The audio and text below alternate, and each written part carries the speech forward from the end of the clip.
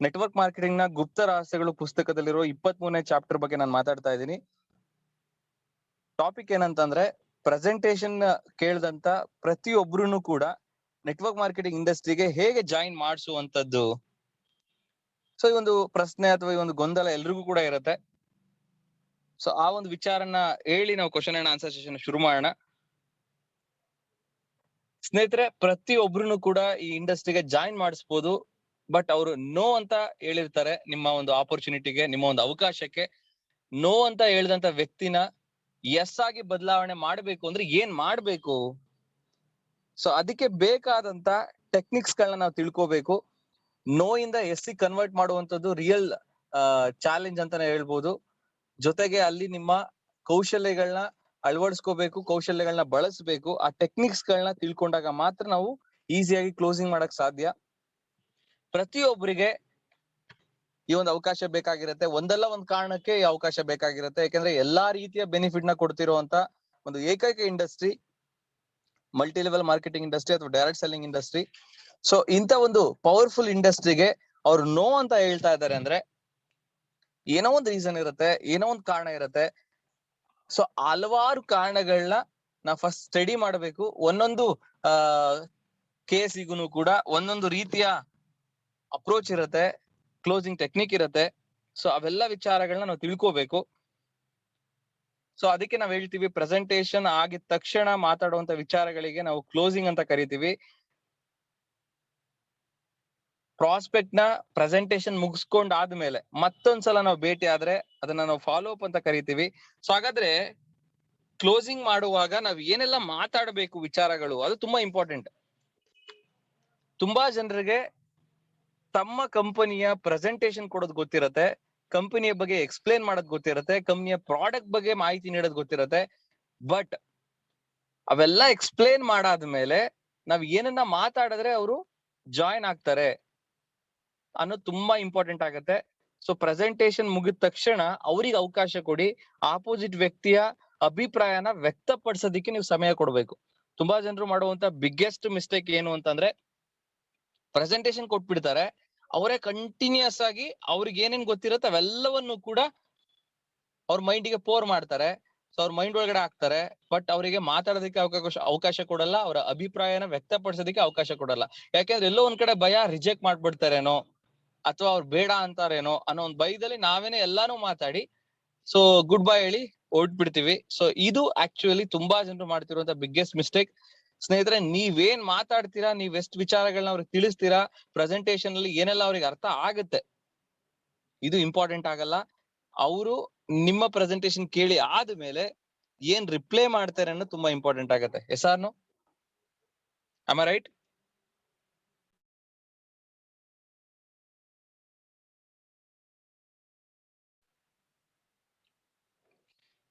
So ಹಾಗಾಗಿ presentation ನೀವು ಕೊಟ್ಟಾದ್ಮೇಲೆ ಅಥವಾ ನಿಮ್ಮ ಕಂಪನಿ ಬಗ್ಗೆ ಎಕ್ಸ್ಪ್ಲೇನ್ ಮಾಡಾದ್ಮೇಲೆ ಅಥವಾ ನಿಮ್ಮ ಪ್ರಾಡಕ್ಟ್ ಬಗ್ಗೆ ಒಂದು ಡೆಮೋ ಕೊಟ್ಟಾದ್ಮೇಲೆ, ಹೋಮ್ ಮೀಟಿಂಗ್ ಮಾಡಾದ್ಮೇಲೆ ವೆರಿ ಇಂಪಾರ್ಟೆಂಟ್ ಅವರ ಒಂದು ಅಭಿಪ್ರಾಯ, ಅವರ ಒಂದು ಅನಿಸಿಕೆ, ಅವರ ಒಂದು ರಿವ್ಯೂ ಏನಿದೆ ಅಥವಾ ಅವರ ಒಂದು ಮನಸ್ಥಿತಿ ಏನಿದೆ ನಿಮ್ಮ ಕಂಪನಿ ಬಗ್ಗೆ, ನಿಮ್ಮ ಪ್ರಾಡಕ್ಟ್ ಬಗ್ಗೆ, ನಿಮ್ಮ ಪ್ರೆಸೆಂಟೇಶನ್ ಬಗ್ಗೆ, ಅದನ್ನ ಕೇಳುವಂತದ್ದು, ಅದನ್ನ ಆಲಿಸುವಂತದ್ದು ತುಂಬಾ ಇಂಪಾರ್ಟೆಂಟ್ ಆಗುತ್ತೆ. ಅದಕ್ಕೆ ನೀವು ಸಮಯ ಕೊಟ್ಟಿಲ್ಲ, ಅವ್ರು ಹೇಳುವಂತ ವಿಚಾರಗಳಿಗೆ ರೆಸ್ಪೆಕ್ಟ್ ಕೊಟ್ಟಿಲ್ಲ ಅಂತಂದ್ರೆ ಅಥವಾ ನೀವು ಟೈಮ್ ಕೊಟ್ಟಿಲ್ಲ ಅಂತಂದ್ರೆ ಅಲ್ಲೇನೆ ನಾವು ಎಡುವಂತದ್ದು. ಅಲ್ಲಿ ನಾವು ಎಡುವುದ್ರೆ ಸೊ ಅವ್ರು ಯಾವುದೇ ಕಾರಣಕ್ಕೂ ನಮ್ಮ ಕಂಪನಿಗೆ ಜಾಯಿನ್ ಆಗಲ್ಲ. ಯಾಕೆಂದ್ರೆ ಅವರ ಒಂದು ಅಭಿಪ್ರಾಯಕ್ಕೆ ನಾವು ಬೆಲೆ ಕೊಟ್ಟಿಲ್ಲ, ಅವರ ಅಭಿಪ್ರಾಯನ ನಾವು ಕೇಳಿಸ್ಕೊಂಡಿಲ್ಲ ಅಂತಂದ್ರೆ, ಸೊ ಆ ಪೇಶನ್ಸ್ ನಮಗಿಲ್ಲ ಅಂತ ಅಂದ್ರೆ ಸೊ ನಾವ್ ಅದನ್ನ ಅರ್ಥ ಮಾಡ್ಕೊಳಕ್ಕಾಗಲ್ಲ. ಅವ್ರಿಗೆ ಏನ್ ಇಷ್ಟ ಆಯ್ತು ಅಥವಾ ಏನ್ ಇಷ್ಟ ಆಗಿಲ್ಲ, ಅವ್ರು ಏನಕ್ಕೆ ಜಾಯಿನ್ ಆಗ್ತಾರೆ ಅಂತ ಹೇಳ್ತಾ ಇದಾರೆ ಅಥವಾ ಜಾಯಿನ್ ಆಗಲ್ಲ ಅಂತ ಹೇಳ್ತಾ ಇದಾರೆ ಅನ್ನೋದು ವೆರಿ ಇಂಪಾರ್ಟೆಂಟ್ ಆಗಿ ಕೇಳಿಸ್ಕೋಬೇಕಾಗತ್ತೆ. ಅದ್ರ ಮೇಲೆ ನಾವು ಏನ್ ಮಾತಾಡ್ಬೇಕು ಅನ್ನೋದು ನಿರ್ಧಾರ ಆಗತ್ತೆ. ಸೊ ಯಾವ್ದು ಕೂಡ ಪ್ರೀ ಪ್ಲಾನ್ಡ್ ಇರಲ್ಲ, ಎಲ್ಲವೂ ಕೂಡ ಸಿಚುಯೇಷನ್ ಬೇಸ್ಡ್ ಇರುತ್ತೆ. ಸೊ ಆ ಮೂಮೆಂಟ್ ಅಲ್ಲಿ ನೀವು ಅವ್ರಿಗೆ ಎಕ್ಸ್ಪ್ಲೇನ್ ಮಾಡ್ತೀರಾ ನಿಮ್ಮ ಸಂಸ್ಥೆ ಬಗ್ಗೆ, ಅವ್ರ ಆ ಮೂಮೆಂಟ್ ಅಲ್ಲಿ ಏನ್ ರಿಯಾಕ್ಟ್ ಮಾಡ್ತಾರೆ, ಏನ್ ಅಭಿಪ್ರಾಯವನ್ನ ನಿಮ್ಮ ಕಂಪನಿ ಬಗ್ಗೆ ಅಥವಾ ನಿಮ್ಮ ಪ್ರಾಡಕ್ಟ್ ಬಗ್ಗೆ ವ್ಯಕ್ತಪಡಿಸ್ತಾರೆ, ಅದಕ್ಕೆ ಸಂಬಂಧಪಟ್ಟಂತ ವಿಚಾರಗಳನ್ನ ನೀವು ಹೇಗ್ ಮಾತಾಡ್ತೀರಾ, ಹೇಗ್ ಅವ್ರಿಗೆ ಕನ್ವೆ ಮಾಡ್ತೀರಾ, ಹೇಗೆ ಅವ್ರಿಗೆ ಅರ್ಥ ಮಾಡಿಸ್ತೀರಾ ಅನ್ನೋದ್ರ ಮೇಲೆ ಕ್ಲೋಸಿಂಗ್ ಆಗತ್ತಾ ಇಲ್ವಾ ಅನ್ನೋದು ನಿರ್ಧಾರ ಆಗತ್ತೆ. ಅವ್ರು ಎಸ್ ಅಂತಾರ ಅಥವಾ ನೋ ಅಂತಾರ ಅನ್ನೋದು ನಿರ್ಧಾರ ಆಗತ್ತೆ. ಸೊ ಇಲ್ಲಿ ನಾನು ಅಬ್ಸರ್ವೇಷನ್ ಮಾಡಿರುವಂತದ್ದು ಒಂದು ಇಂಪಾರ್ಟೆಂಟ್ ವಿಚಾರ ಏನು ಅಂತ ಅಂದ್ರೆ ಡ್ಯೂರಿಂಗ್ ಪ್ರೆಸೆಂಟೇಶನ್ ಇದನ್ನ ನೀವು ನಿಮ್ಗೂ ಅನುಭವಕ್ಕೆ ಬಂದಿರತ್ತೆ. ನಾನು ಯಾವಾಗ್ಲೂ ಈ ಪ್ರಶ್ನೆ ಕೇಳ್ತಿರ್ತೀನಿ ಪ್ರೆಸೆಂಟೇಶನ್ ಕೊಡುವಂತ ಪ್ರತಿಯೊಬ್ಬರಿಗೂ ಕೂಡ, ಆಲ್ ಪ್ರೆಸೆಂಟರ್ಸ್ ಗೆ, ನೆಟ್ವರ್ಕ್ ಮಾರ್ಕೆಟ್ ಇಂಡಸ್ಟ್ರಿ ಇರುವಂತ ಪ್ರತಿಯೊಬ್ಬ ಪ್ರೆಸೆಂಟರ್ಸ್ ಗೆ ಅಥವಾ ಪ್ರತಿಯೊಬ್ಬ ಲೀಡರ್ಸ್ ಗೆ, ಯಾರೆಲ್ಲ ಕಂಪನಿ ಬಗ್ಗೆ ಎಕ್ಸ್ಪ್ಲೇನ್ ಮಾಡ್ತಾರೆ ಅವ್ರಿಗೆ ಕೇಳುವಂತ ಒಂದು ಇಂಪಾರ್ಟೆಂಟ್ ಕ್ವಶನ್ ಏನಂತ ಅಂದ್ರೆ, ನೀವು ಒಬ್ಬ ಫ್ರೆಶರಿಗೆ ಅಥವಾ ನೆಟ್ವರ್ಕ್ ಮಾರ್ಕೆಟಿಂಗ್ ಇಂಡಸ್ಟ್ರಿ ಅಂತಾನೆ ಗೊತ್ತಿಲ್ಲ, ಡೈರೆಕ್ಟ್ ಸೆಲ್ಲಿಂಗ್ ಅಂದ್ರೇನೆ ಗೊತ್ತಿಲ್ಲ, ಅವ್ರಿಗೆ 1% ಕೂಡ ಇದ್ರ ಬಗ್ಗೆ ನಾಲೆಡ್ಜ್ ಇಲ್ಲ ಅನ್ನೋ ವ್ಯಕ್ತಿಗೆ ನೀವು ಅವ್ರನ್ನ ಕೂರಿಸ್ಕೊಂಡು, ಅದು ಟ್ರೈನಿಂಗ್ ಮೀಟಿಂಗ್ ಅಲ್ಲಿ ಆಗಿರ್ಬೋದು ಅಥವಾ 1-to-1 ಮೀಟಿಂಗ್ ಆಗಿರ್ಬೋದು ಅಥವಾ ಝೂಮ್ ಮೀಟಿಂಗ್ ಆಗಿರ್ಬೋದು, ಈಗ ಮೋಡ್ ಆಫ್ ಪ್ರೆಸೆಂಟೇಶನ್ ಹಲವಾರು ರೀತಿಯಲ್ಲಿ ಇದಾವೆ. ಸೊ ಯಾವ್ದಾದ್ರು ಒಂದು ರೀತಿಯಲ್ಲಿ ಒಂದು ಎಕ್ಸಾಂಪಲ್ ತಗೊಳ್ಳಿ. ಸೊ ಒಂದು ಮೋಡ್ ಅಲ್ಲಿ ನೀವು ಅವರಿಗೆ ನಿಮ್ಮ ಸಂಸ್ಥೆ ಬಗ್ಗೆ 1 ಗಂಟೆಯ ಕಾಲಾವಕಾಶ ತಗೊಂಡು, ಅವ್ರ ಹತ್ರ 1 ಗಂಟೆ ಸಮಯ ತಗೊಂಡು ನಿಮ್ ಕಂಪ್ನಿ ಬಗ್ಗೆ ಎಕ್ಸ್ಪ್ಲೇನ್ ಮಾಡಿದೀರಾ ಅಂತ ಅಂದ್ರೆ 100ಕ್ಕೆ 100% ಅರ್ಥ ಆಗಿರತ್ತ ಅವರಿಗೆ? Yes or no?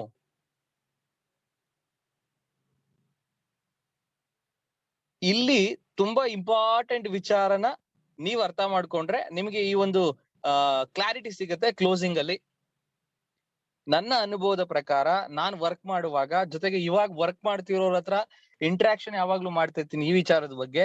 ಸ್ನೇಹಿತರೆ, ನೆಟ್ವರ್ಕ್ ಮಾರ್ಕೆಟಿಂಗ್ ಇಂಡಸ್ಟ್ರಿ ಇರುವಂತ ಒಂದು ಬಿಸ್ನೆಸ್ ಪ್ಲಾನ್ ಏನಿದೆ ಅಥವಾ ಒಂದು ಮಾಡ್ಯೂಲ್ಸ್ ಏನಿದೆ ಅಥವಾ ಒಂದು ಮ್ಯಾಥಮೆಟಿಕ್ಸ್ ಸ್ಟ್ರಕ್ಚರ್ ಏನಿದೆ, ಬೈನರಿ ಇರ್ಬೋದು, ಜನರೇಷನ್ ಇರ್ಬೋದು, ಹೈಬ್ರಿಡ್ ಇರ್ಬೋದು, ಮ್ಯಾಟ್ರಿಕ್ಸ್ ಇರ್ಬೋದು, ಸೊ ಹೀಗೆ ಹಲವಾರು ರೀತಿಯ ಮ್ಯಾಥಮೆಟಿಕ್ಸ್ ಪ್ಲಾನ್ ಸ್ಟ್ರಕ್ಚರ್ ಇದೆ. ಆ ಪ್ಲಾನ್ ಸ್ಟ್ರಕ್ಚರ್ ನ 1% ಕೂಡ ನೆಟ್ವರ್ಕ್ ಇಂಡಸ್ಟ್ರಿ ಬಗ್ಗೆ ನಾಲೆಡ್ಜ್ ಇಲ್ಲದೆ ಇರುವಂತ ವ್ಯಕ್ತಿಗೆ ನಾವು ಮಾಹಿತಿ ನೀಡಿದ್ರೆ ಅವರಿಗೆ ಈವನ್ 0% ಕೂಡ ಅರ್ಥ ಆಗಿರಲ್ಲ ಒಂದೇ ಸಲಕ್ಕೆ.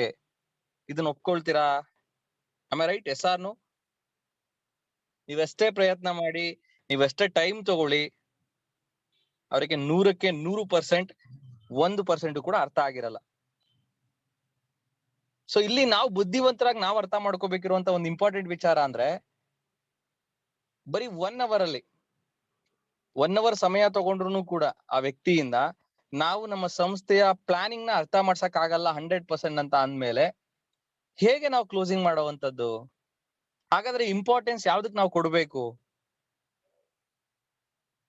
ಸೊ ಇಲ್ಲಿ ನಾವು ನಮ್ಮ ಕಂಪನಿಯ ಪ್ರೊಫೈಲ್ ಬಗ್ಗೆ ಎಕ್ಸ್ಪ್ಲೇನ್ ಮಾಡಿದ್ರೆ ಅವ್ರಿಗೆ ಅರ್ಥ ಆಗ್ಬೋದು. ಯಾಕೆಂತಂದ್ರೆ ಅದು ಅಷ್ಟು ಕಾಂಪ್ಲೆಕ್ಸ್ ಇರಲ್ಲ ಅಥವಾ ಕಾಂಪ್ಲಿಕೇಶನ್ ಇರಲ್ಲ. ಕಂಪನಿ ಬಗ್ಗೆ ಎಕ್ಸ್ಪ್ಲೇನ್ ಮಾಡ್ಬೋದು, ಕಂಪನಿ ಓನರ್ ಬಗ್ಗೆ ಎಕ್ಸ್ಪ್ಲೇನ್ ಮಾಡ್ಬೋದು, ಕಂಪನಿ ವಿಷನ್ ಬಗ್ಗೆ ಎಕ್ಸ್ಪ್ಲೇನ್ ಮಾಡ್ಬೋದು, ಕಂಪನಿಯ ಪ್ರಾಡಕ್ಟ್ ಬಗ್ಗೆ ಎಕ್ಸ್ಪ್ಲೇನ್ ಮಾಡ್ಬೋದು. ಬಟ್ ವೆರಿ ಇಂಪಾರ್ಟೆಂಟ್, ಕಂಪನಿಯ ಪೇಔಟ್ ಸ್ಟ್ರಕ್ಚರ್ ಏನಿದೆ ಅಥವಾ ಕಂಪನಿಯ ಪ್ಲಾನ್ ಏನಿದೆ, ಬಿಸ್ನೆಸ್ ಪ್ಲಾನ್ ಏನಿದೆ, ಅದನ್ನ ನೀವು ವಾಸ್ತವಕ್ಕೆ ಅದನ್ನ ಎಳೆಬೇಕು ಅನ್ನೋ ಹಾಗೆ ನೀವು ಅದನ್ನ ಹೇಳಿರ್ಬೋದು ಬಿಟ್ರೆ, ಅಥವಾ ಹೇಳ್ಬೇಕು ಬಿಟ್ರೆ, ಅದು 100% ಅರ್ಥ ಆಗದಿರುವಂತ ಸಬ್ಜೆಕ್ಟ್ ಫಸ್ಟ್ ಮೀಟಿಂಗ್ ಅಲ್ಲೇ. ಯಾಕೆ ಅಂತಂದ್ರೆ ನಾನು ತುಂಬಾ ಜನ ನೋಡಿದೀನಿ, ಜಾಯಿನ್ ಆಗಿ ಪ್ರೆಸೆಂಟೇಶನ್ ಕೇಳಿ ಜಾಯಿನ್ ಆಗಿ ಒಂದ್ 4-5 ಸಲ ಪ್ರೆಸೆಂಟೇಶನ್ ಕೇಳಿದ್ರು ಕೂಡ ಅವ್ರಿಗೆ ಅರ್ಥ ಆಗಿರಲ್ಲ. ಹಲವಾರು ಸಣ್ಣ ಪುಟ್ಟ ಪ್ರಶ್ನೆಗಳು ಇರುತ್ತೆ ಅವರಿಗೆ. ಯಾವ್ದು ಬಿಸ್ನೆಸ್ ಪ್ಲಾನ್ ಅಲ್ಲಿ ಹೇಗ್ ಇನ್ಕಮ್ ಬರುತ್ತೆ, ಹೇಗ್ ಇನ್ಕಮ್ ಕೊಡ್ತಾರೆ, ಹೇಗ್ ಬಿಸ್ನೆಸ್ ಕೌಂಟ್ ಆಗುತ್ತೆ ಅಂತ ಹೇಳಿ. S or no?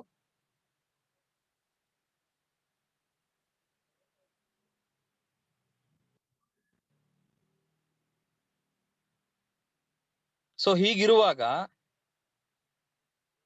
ನಾವು ಯಾವ್ದಕ್ಕೆ ಜಾಸ್ತಿ ಇಂಪಾರ್ಟೆನ್ಸ್ ಕೊಡ್ಬೇಕು ನಾವು ಪ್ರೆಸೆಂಟೇಶನ್ ಕೊಡುವಾಗ ಅನ್ನೋದು ಇಲ್ಲಿ ನಾನ್ ಮಾತಾಡಕ್ ಹೋಗ್ತಿರುವಂತದ್ದು.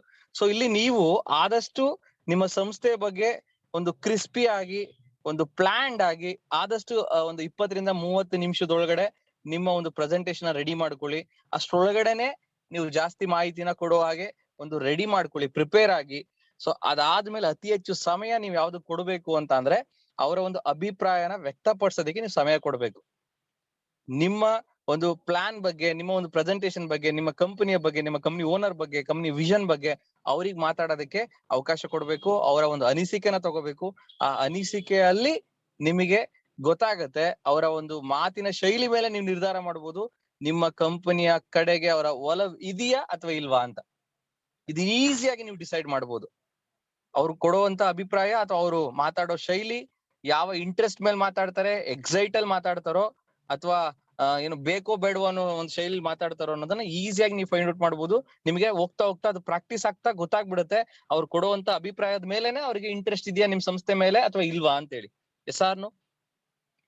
ಸೊ ಇವಾಗ ನಾನು ಹೇಳ್ತಿರೋ ಪಾಯಿಂಟ್ ನಿಮ್ಗೆ ಅರ್ಥ ಆಗತ್ತೆ ಅಂತ ಅನ್ಕೊಳ್ತೀನಿ. ಆ ವ್ಯಕ್ತಿ ನಿಮ್ಮ ಸಂಸ್ಥೆಗೆ ಎಸ್ ಕಡೆಗೆ ವಾಲ್ತಾರೋ ಅಥವಾ ನೋ ಕಡೆಗೆ ವಾಲ್ತಾರೋ ಅನ್ನೋದು ಮಾತ್ರ ನಮಗ್ ಬೇಕಾಗಿರುವಂತದ್ದು ಪ್ರೆಸೆಂಟೇಶನ್ ಅಲ್ಲಿ. ಅದನ್ ಬಿಟ್ಟು ನಾವ್ ಎಷ್ಟು ಅವರಿಗೆ ಕೂರಿಸ್ಕೊಂಡು ನಮ್ ಕಂಪನಿ ಬಗ್ಗೆ ಮಾಹಿತಿ ಕೊಡ್ತೀವಿ ಅನ್ನೋದು ಇಂಪಾರ್ಟೆಂಟ್ ಆಗಲ್ಲ. ಇವನ್ ನೀವು ಪ್ರಯತ್ನ ಮಾಡಿದ್ರು ಜಾಸ್ತಿ ಅವರಿಗೆ ಅರ್ಥ ಮಾಡ್ಸಕ್ ಆಗಲ್ಲ. ಆ ಒಂದು ಟೈಮ್ ಅಲ್ಲಿ ಅವ್ರು ಯಾವ್ದೋ ಒಂದ್ ಕೆಲ್ಸದ ಮೇಲೆ ಬಂದಿರ್ತಾರೆ ಅಥವಾ ಏನೋ ಬೇರೆ ಟೆನ್ಷನ್ಸ್ ಗಳಿರುತ್ತೆ, ಅವ್ರದ್ದು ಯಾವ್ದೋ ಮನೆ ಸಮಸ್ಯೆಗಳಿರುತ್ತೆ. ಅವೆಲ್ಲದರ ಮಧ್ಯೆ ನಿಮ್ಮ ಕಂಪನಿಯ ಬಗ್ಗೆ 100% ಒಂದ್ ಸಿಟ್ಟಿಂಗ್ ಅಲ್ಲೇ ಅಥವಾ ಒಂದ್ಸಲ ಕೇಳಿದ ತಕ್ಷಣ ಅರ್ಥ ಮಾಡ್ಕೊಳಕ್ ಆಗಲ್ಲ. ಆಗಿರೋದ್ರಿಂದ ಸೊ ಅವರ ಅಭಿಪ್ರಾಯದ ಕಡೆ ನಿಮ್ಮ ಗಮನ ಇರಬೇಕು. ಸೊ ಅವರು ನೋ ಕಡೆ ಇದ್ದಾಗ ಅದನ್ನ ಹೇಗೆ ಹೆಸ್ಸಿ ಕನ್ವರ್ಟ್ ಮಾಡ್ಬೇಕು ಅಥವಾ ನೋ ಅಂತ ಯಾಕೆ ಹೇಳ್ತಾ ಇದ್ದಾರೆ ಆ ಕಾರಣ ತಿಳ್ಕೊಳ್ಳೋದು ತುಂಬಾ ಇಂಪಾರ್ಟೆಂಟ್ ಆಗತ್ತೆ. ಸೊ ಅದ್ರ ಮೇಲೆ ನೀವು ಡಿಸೈಡ್ ಮಾಡ್ಬೇಕು ಅವ್ರಿಗೆ ಇನ್ನೂ ಎಷ್ಟೊತ್ತು ಮಾತಾಡ್ಬೇಕು, ಯಾವ್ದ್ರ ಬಗ್ಗೆ ಮಾತಾಡ್ಬೇಕು ಅಂತೇಳಿ. ಸೊ ಅವ್ರು ಮಾತಾಡೋ ಶೈಲಿ ಮೇಲೆ ಗೊತ್ತಾಗತ್ತೆ ಅವರಿಗೆ ಪ್ರಾಡಕ್ಟ್ಸ್ ಬಗ್ಗೆ ಜಾಸ್ತಿ ಒಲವಿದೆಯೋ ಅಥವಾ ನಿಮ್ಮ ಕಂಪನಿಯ ಇನ್ಕಮ್ ಸ್ಟ್ರಕ್ಚರ್ ಮೇಲೆ ಜಾಸ್ತಿ ಒಲವಿದೆಯೋ ಅಂತೇಳಿ. ಅದನ್ನ ಯಾವ್ದನ್ನ ಅವರು ಲೈಕ್ ಮಾಡ್ತಾರೆ ಅದನ್ನ ಅಪ್ರಿಶಿಯೇಟ್ ಮಾಡಿ ಅದಕ್ಕೆ ಸಂಬಂಧಪಟ್ಟಂತ ವಿಚಾರಗಳನ್ನ ನೀವು ಮಾತಾಡ್ಬೇಕಾಗತ್ತೆ. ಸೊ ಅವರು ಪ್ರೆಸೆಂಟೇಶನ್ ಮುಗ್ದಾದ್ಮೇಲೆ ಪ್ರಶ್ನೆಗಳನ್ನ ಕೇಳುವಂತ ಸಂದರ್ಭ ಇರುತ್ತೆ. ಆ ಪ್ರಶ್ನೆಗಳೆಲ್ಲವನ್ನು ಕೂಡ ನಿಮ್ಮ ಡೈರಿಯಲ್ಲಿ ಬರ್ಕೊಳ್ಳಿ. ಇಮಿಡಿಯೇಟ್ ಅವ್ರ ಪ್ರಶ್ನೆ ಕೇಳ್ತಾ ಇದಾರೆ ಸರ್ 1 ಸೆಕೆಂಡ್ ಅಂತ ಹೇಳಿ ನಿಮ್ ಡೈರಿನ ತಗೊಂಡು ನಂಬರ್ 1, ನಂಬರ್ 2, ನಂಬರ್ 3 ಅಂತ ಹೇಳಿ ಎಲ್ಲಾ ಪ್ರಶ್ನೆಗಳನ್ನ ಬರ್ಕೊಂಡು ತಾಳ್ಮೆಯಿಂದ ಅವರು ಪ್ರಶ್ನೆಗಳನ್ನ ಕೇಳೋದಕ್ಕೆ ಅವಕಾಶ ಕೊಟ್ಟು ಅದಕ್ಕೆ ತಾಳ್ಮೆಯಿಂದ ನೀವು ಉತ್ತರ ಕೊಡ್ಬೇಕು. ಇನ್ ಕೇಸ್ ಅವ್ರ ಪ್ರಶ್ನೆಗಳನ್ನ ಕೇಳಿಲ್ಲ ಅಂತ ಅಂದ್ರೂ ನೀವೇನೆ ಅವರಿಗೆ ಅಪ್ರೋಚ್ ಮಾಡ್ಬೇಕು. ಸರ್ ನಿಮ್ಗೆ ಏನಾದ್ರು ಪ್ರಶ್ನೆಗಳೇನಾದ್ರು ಕೇಳಕ್ ಇದ್ರೆ ದಯವಿಟ್ಟು ಕೇಳಿ, ಯಾಕಂದ್ರೆ ನೀವು ಪ್ರಶ್ನೆಗಳನ್ನ ಕೇಳಿದ್ರೇನೆ ನಮಗೆ ಒಂದು ಪಾಸಿಟಿವ್ ಫೀಲ್ ಆಗುವಂತದ್ದು ನಿಮ್ಗೆ ನಿಜವಾಗ್ಲೂ ಕೂಡ ಅರ್ಥ ಆಗಿದೆ ಅಥವಾ ಎಲ್ಲವೂ ಕ್ಲಾರಿಟಿ ಸಿಕ್ಕಿದೆ ಅಂತ ಹೇಳಿ. ಸೊ ಬೇಕಾದ್ರೆ ಟೈಮ್ ತಗೊಳ್ಳಿ, ಯೋಚನೆ ಮಾಡಿ. ಏನಾದ್ರು ಪ್ರಶ್ನೆಗಳಿತ್ತು ಅಂತಂದ್ರೆ ತುಂಬಾ ಜನರು ಇಂತ ಒಂದು ಸಂದರ್ಭದಲ್ಲಿ ಮಾಡುವಂತ ಬಿಗ್ಗೆಸ್ಟ್ ಮಿಸ್ಟೇಕ್ ಏನಂತಂದ್ರೆ ಪ್ರೆಸೆಂಟೇಶನ್ ಮುಗ್ದಾದ್ಮೇಲೆ ಅಥವಾ ಏನೋ ಒಂದು ಟ್ರೈನಿಂಗ್ ಕೊಟ್ಟಾದ್ಮೇಲೆ ಅಥವಾ ಏನೋ ಒಂದು ಹೋಮ್ ಮೀಟಿಂಗ್ ಆದ್ಮೇಲೆ ಇವನ್ ಲೀಡರ್ಸ್ ಗಳಿಗೂ ಅಂದ್ರೆ ಅವ್ರ ಟೀಮ್ ಅಲ್ಲಿರೋ ಟೀಮ್ ಮೆಂಬರ್ಸ್ಗೂ ಈ ಒಂದು ಪದನ ಬಳಸ್ತಾ ಇರ್ತಾರೆ. ಏನಾದ್ರು ಡೌಟ್ ಇದ್ರೆ ಕೇಳಿ ಅಂತ ಹೇಳಿ. ಇವತ್ತು ಕಾರ್ಯಕ್ರಮದಲ್ಲಿ ಅಟೆಂಡ್ ಆಗಿರೋರು ಕೂಡ ನೀವು ಆ ರೀತಿ ಪದ ಬಳಕೆ ಮಾಡಿರ್ಬೋದು. ನನಗೆ ಗೊತ್ತಿಲ್ಲ ಮಾಡಿದೀರಾ ಇಲ್ವಾ ಅಂತ ಹೇಳಿ. ಮಾಡಿರ್ಬೋದು ಅಥವಾ ಮಾಡಿಲ್ದೇ ಇರ್ಬೋದು. ಏನಾದ್ರು ಡೌಟ್ ಇದ್ರೆ ಕೇಳಿ, ಏನಾದ್ರು ಡೌಟ್ ಇದ್ರೆ ಕೇಳಿ ಅಂತ ಹೇಳಿ. ದಯವಿಟ್ಟು ಇನ್ಮೇಲೆ ಆ ರೀತಿ ಕೇಳೋದಿಕ್ ಹೋಗ್ಬೇಡಿ. ಯಾಕೆ ಅಂತಂದ್ರೆ ನೀವೇನೆ ಒಂದು ಡೌಟ್ ನ ಉದ್ಭವಿಸ್ತಾ ಇದ್ದೀರಾ. ಡೌಟ್ ಅಂದ್ರೆ ಏನು? ಸಂಶಯ ಅಂತ ಕರಿತೀವಿ ಕನ್ನಡದಲ್ಲಿ. ನೀವೇ ಒಂದು ಸಂಶಯನ ಕೇಳಿ ಅಂತ ಅವರಿಗೆ ಅಪ್ರೋಚ್ ಮಾಡ್ತಾ ಇದ್ದೀರಾ. ಸೊ ಸಂಶಯ ಇಲ್ದೇ ಇರುವಂತ ವ್ಯಕ್ತಿಗೆ ಸಂಶಯನ ನೀವೇನೆ ಉದ್ಭವಿಸ್ತಾ ಇದ್ದೀರಾ. ಸೊ ಹಾಗಾಗಿ ದಯವಿಟ್ಟು ಏನಾದ್ರು ಡೌಟ್ ಇದ್ರೆ ಕೇಳಿ ಅನ್ನೋ ಒಂದು ಪದನ ಬಳಸಬೇಡಿ. ಕ್ಲಿಯರ್?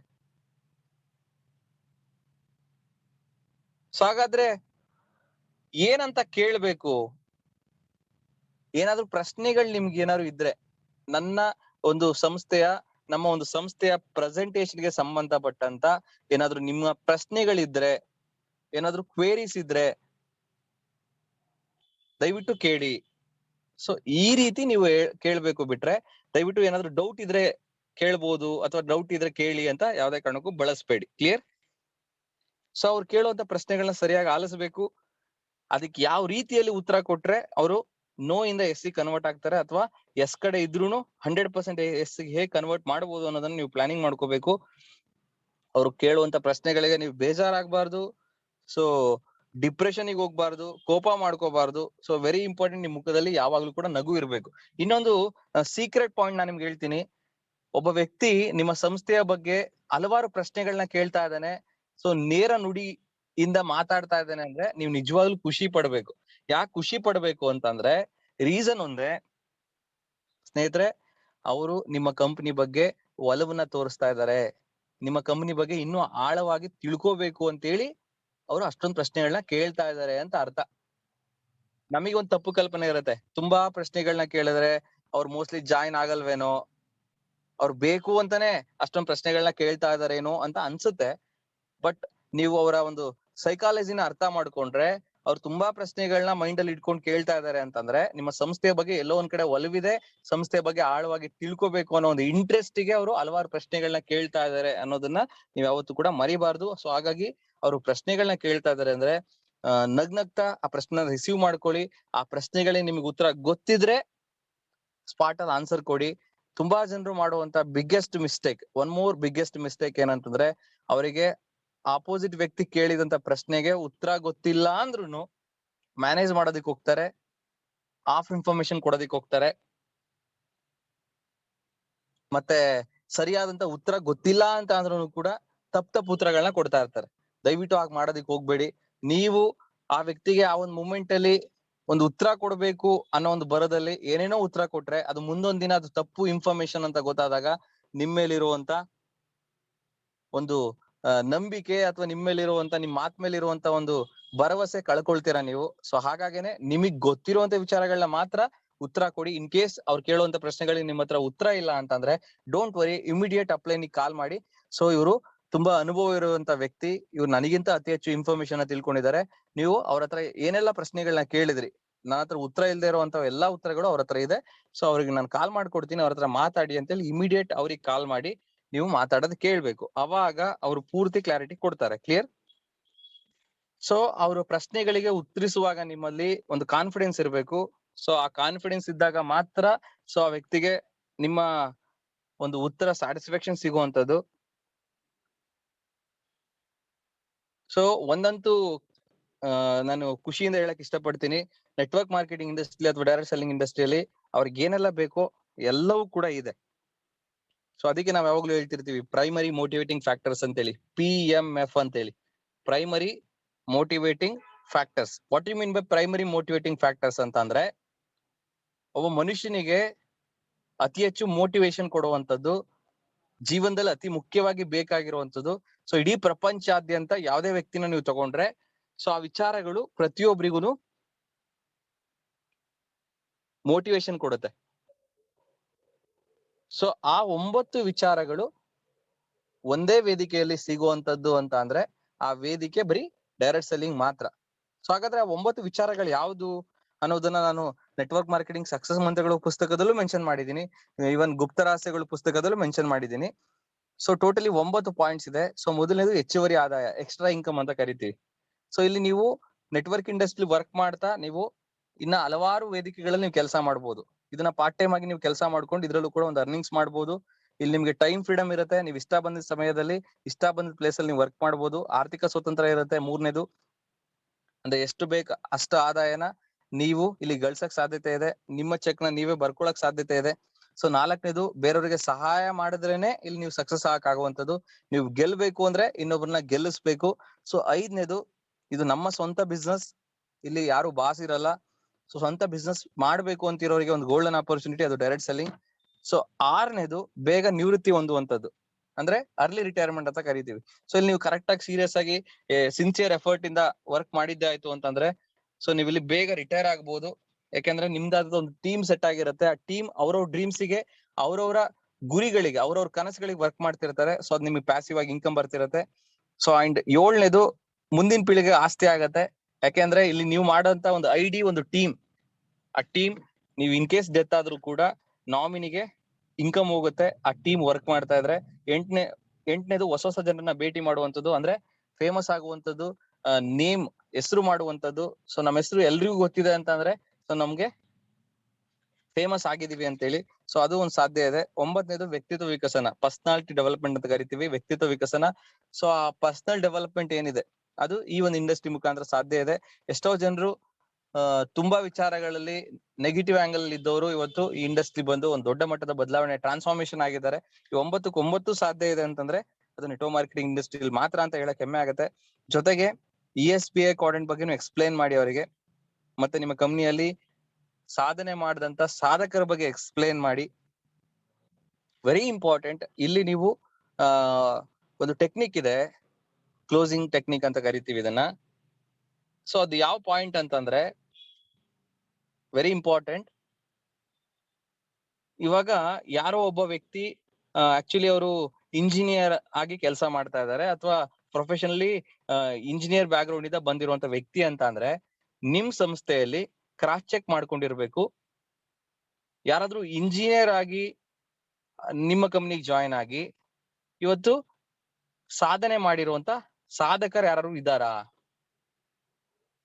ಸೊ ಅಂತ ವ್ಯಕ್ತಿಯ ಟೆಸ್ಟಿಮೋನಿ ಅಂದ್ರೆ ಅಂತ ವ್ಯಕ್ತಿಯ ಬಗ್ಗೆ ನೀವು ಪ್ರೆಸೆಂಟೇಶನ್ ಆದ್ಮೇಲೆ ಮಾತಾಡಿದ್ರೆ, ನೋಡಿ ಸರ್ ಇವರು ಕೂಡ ನಿಮ್ಮಾಗೇನೆ ಇಂಜಿನಿಯರಿಂಗ್ ಮಾಡ್ಕೊಂಡು ಇಂಜಿನಿಯರ್ ಆಗಿ ಕೆಲಸ ಮಾಡ್ತಿದ್ರು, ಇಂಜಿನಿಯರ್ ಕೆಲಸ ಮಾಡ್ಕೊಂಡು ಇದನ್ನ ಪಾರ್ಟ್ ಟೈಮ್ ಶುರು ಮಾಡಿ ಇವತ್ತು ಒಳ್ಳೆ ಸಾಧನೆ ಮಾಡಿದ್ದಾರೆ, ಒಳ್ಳೆ ಅಚೀವ್ಮೆಂಟ್ ಮಾಡಿದ್ದಾರೆ. ಇವತ್ತು ನೀವು ಕೂಡ ಅದೇ ದಾರಿಯಲ್ಲಿ ಸಾಧನೆ ಮಾಡಬಹುದು. ಸೊ ಈ ರೀತಿ ನೀವು ಯಾವಾಗ ಎಕ್ಸಾಂಪಲ್ ಕೊಡ್ತೀರಾ, ಅವರ ಫೀಲ್ಡ್ ಅಲ್ಲಿ ಇರೋರೇನೆ ಸಕ್ಸಸ್ ಆಗಿದ್ದಾರೆ ಅಂತ ಎಕ್ಸಾಂಪಲ್ ಕೊಡ್ತೀರಾ, ಅವರಿಗೆ ಒಂದು ಪಾಸಿಟಿವ್ ಹೋಪ್ ಬರುತ್ತೆ. ಹೌದು, ನನ್ ಫೀಲ್ಡ್ ಅಲ್ಲಿ ಇರೋರೇನೆ ಇವತ್ತು ಸಕ್ಸಸ್ ಆಗಿದ್ದಾರೆ ಅಂದ್ರೆ ನಾನ್ ಯಾಕೆ ಸಕ್ಸಸ್ ಆಗಲ್ಲ?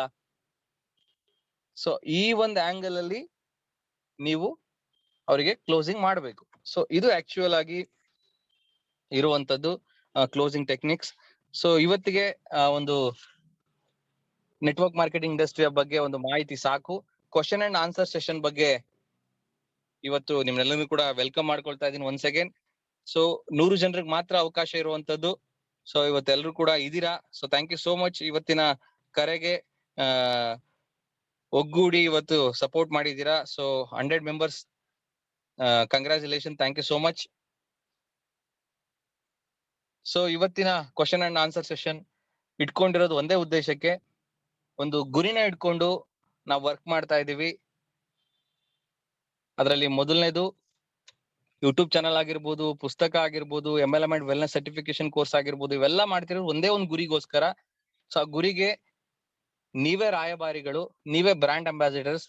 ಅದಕ್ಕೆ ನಾವು ಜಸ್ಟ್ ಸಪೋರ್ಟ್ ಮಾಡ್ಬೋದು ಬಿಟ್ರೆ ರಿಯಲ್ ಹೀರೋಸ್ ಅಥವಾ ರಿಯಲ್ ಡ್ರೈವರ್ಸ್ ಈ ಒಂದು ಮಿಷಿನ್ಗೆ ನಿಜವಾದ ಸಾಧನೆ ಮಾಡುವಂತ ಸಾಧಕರು ನೀವೇನೆ. ಆ ಒಂದು ಗುರಿ ಏನು ಅಂತಂದ್ರೆ, ಅತಿ ಶೀಘ್ರದಲ್ಲಿ ಕರ್ನಾಟಕದಲ್ಲಿ ಅತಿ ಹೆಚ್ಚು ಡೈರೆಕ್ಟ್ ಸೆಲ್ಲರ್ಸ್ ಕ್ರಿಯೇಟ್ ಆಗ್ಬೇಕು. ಯಾವ್ದಾದ್ರು ರಾಜ್ಯ ಅತಿ ಹೆಚ್ಚು ನೆಟ್ವರ್ಕರ್ಸ್ ನ ಹೊಂದಿದೆ, ಭಾರತದಲ್ಲಿ ನಂಬರ್ 1 ಪ್ಲೇಸ್ ಅಲ್ಲಿ ಇದೆ, ಅತಿ ಹೆಚ್ಚು ಸೇಲ್ಸ್ ಟರ್ನ್ ಓವರ್ ಇಡೀ ಭಾರತದಲ್ಲಿ ಯಾವ್ದಾದ್ರು ರಾಜ್ಯದಲ್ಲಿ ಆಗ್ತಾ ಇದೆ ಅಂತ ಅಂದ್ರೆ ಅದು ಕರ್ನಾಟಕ ಆ ರೀತಿ ಆಗ್ಬೇಕು ಅನ್ನೋ ಒಂದು ಗುರಿ ಇಟ್ಕೊಂಡು ವರ್ಕ್ ಮಾಡ್ತಾ ಇದೀವಿ. ಮನೆ ಮನೆಗೆ ಕನಿಷ್ಠ ಪಕ್ಷ ಒಬ್ರಾದ್ರೂ ನೆಟ್ವರ್ಕರ್ ಇರ್ಬೇಕು ಕರ್ನಾಟಕದಲ್ಲಿ. ಇವತ್ತೇನು ಜನ ನೆಟ್ವರ್ಕರ್ಸ್ ಅಂತ ಅಂದ್ರೆ ಅಥವಾ ನೆಟ್ವರ್ಕ್ ಮಾರ್ಕೆಟಿಂಗ್ ಅಂತ ಅಂದ್ರೆ ಒಂದು ತಪ್ಪು ಕಲ್ಪನೆ ಇದೆ, ಒಂದು ನೆಗೆಟಿವ್ ಇಂಪ್ರೆಷನ್ ಇದೆ. ಅದನ್ನ ಒಡೆದೋಡಿಸ್ಬೇಕು. ಮನೆ ಮನೆಗೆ ನೆಟ್ವರ್ಕರ್ಸ್ ನ ಕ್ರಿಯೇಟ್ ಮಾಡ್ಬೇಕು. ಕನಿಷ್ಠ ಅವ್ರ ಆದಾಯ minimum 1 lakh rupees per month ಇರ್ಬೇಕು. ಸೊ ಆ ಒಂದು ಗುರಿ ಇಟ್ಕೊಂಡು ಇವೆಲ್ಲಾ ಪ್ರೋಗ್ರಾಮ್ಸ್ ಗಳನ್ನ ಮಾಡ್ತಾ ಇದೀವಿ. ಸೊ ಆ ಪ್ರೋಗ್ರಾಮ್ ಒಳಗಡೆ ಈ ಕ್ವಶನ್ ಅಂಡ್ ಆನ್ಸರ್ ಸೆಷನ್ ಕೂಡ ಬರುತ್ತೆ. ಸೊ ಒಂದು ಫ್ರೀ ಸಮಯದಲ್ಲಿ ಸೊ ಎಷ್ಟು ಗೊತ್ತಿದೆಯೋ ನಮ್ಗೆ ಅಷ್ಟು ಮಾಹಿತಿನ ತಲುಪಿಸೋದ್ರ ಮುಖಾಂತರ ಸೊ ಒಂದು ಅಳಿಲ್ ಸೇವೆ ಆಗ್ಲಿ ಆ ಒಂದು ಮಿಷನ್ ಗೆ ಅಂತ ಹೇಳಿ. ಸೊ ಆ ಒಂದು ಮಿಷನ್ ನ ನಾವೆಲ್ಲರೂ ತಲುಪಬೇಕಾಗಿದೆ. ಯಾಕೆಂತಂದ್ರೆ ಕರ್ನಾಟಕದಲ್ಲಿ ಸಾಧ್ಯತೆ ಇದೆ, ಆಲ್ರೆಡಿ ಆಗ್ತಾ ಇದೆ. ಟಾಪ್ 10 ಅಲ್ಲಿ ಇದೀವಿ ನಾವ್ ಇವತ್ತು, ಬಟ್ ಟಾಪ್ ನಂಬರ್ 1 ಆಗ್ಬೇಕು. ಅದಕ್ಕೆ ಪ್ಲಾನ್ ಮಾಡೋಣ ಅಂತ ಹೇಳ್ತಾ, ಸೊ ಇವಾಗ ನಿಮ್ಮ ಪ್ರಶ್ನೆಗಳಿಗೆ ಉತ್ತರಿಸುವಂತ ಸಮಯ. ಸೊ ಯಾರು ಪ್ರಶ್ನೆಗಳನ್ನ ಕೇಳ್ತೀರಾ ಅವರು ಚಾಟ್ ಬಾಕ್ಸ್ ಅಲ್ಲಿ ನೇಮ್ ನ ಕಮೆಂಟ್ ಮಾಡಿ, ನಿಮ್ಮ ಹೆಸರನ್ನ ಕಮೆಂಟ್ ಮಾಡಿ. ಸೊ ನಿಮ್ಮನ್ನ ಅನ್ಮ್ಯೂಟ್ ಮಾಡ್ತೀನಿ. ಸೊ ನಿಮ್ಮ ಪ್ರಶ್ನೆಗಳಿಗೆ ಲೈವ್ ಅಲ್ಲೇ ಉತ್ತರ ಸಿಗತ್ತೆ. ಸೊ ಯಾರಿಂದ ಶುರು ಮಾಡೋಣ?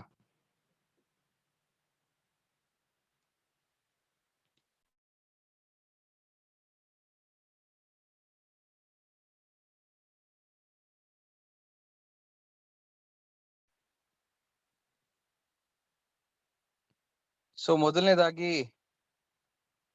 ಚೌಡಯ್ಯ ಸರ್ ನೇಮ್ ನ ಮೆನ್ಷನ್ ಮಾಡಿದ್ದಾರೆ. ಸೊ ಅವ್ರನ್ನ ಅನ್ಮ್ಯೂಟ್ ಮಾಡ್ತೀನಿ.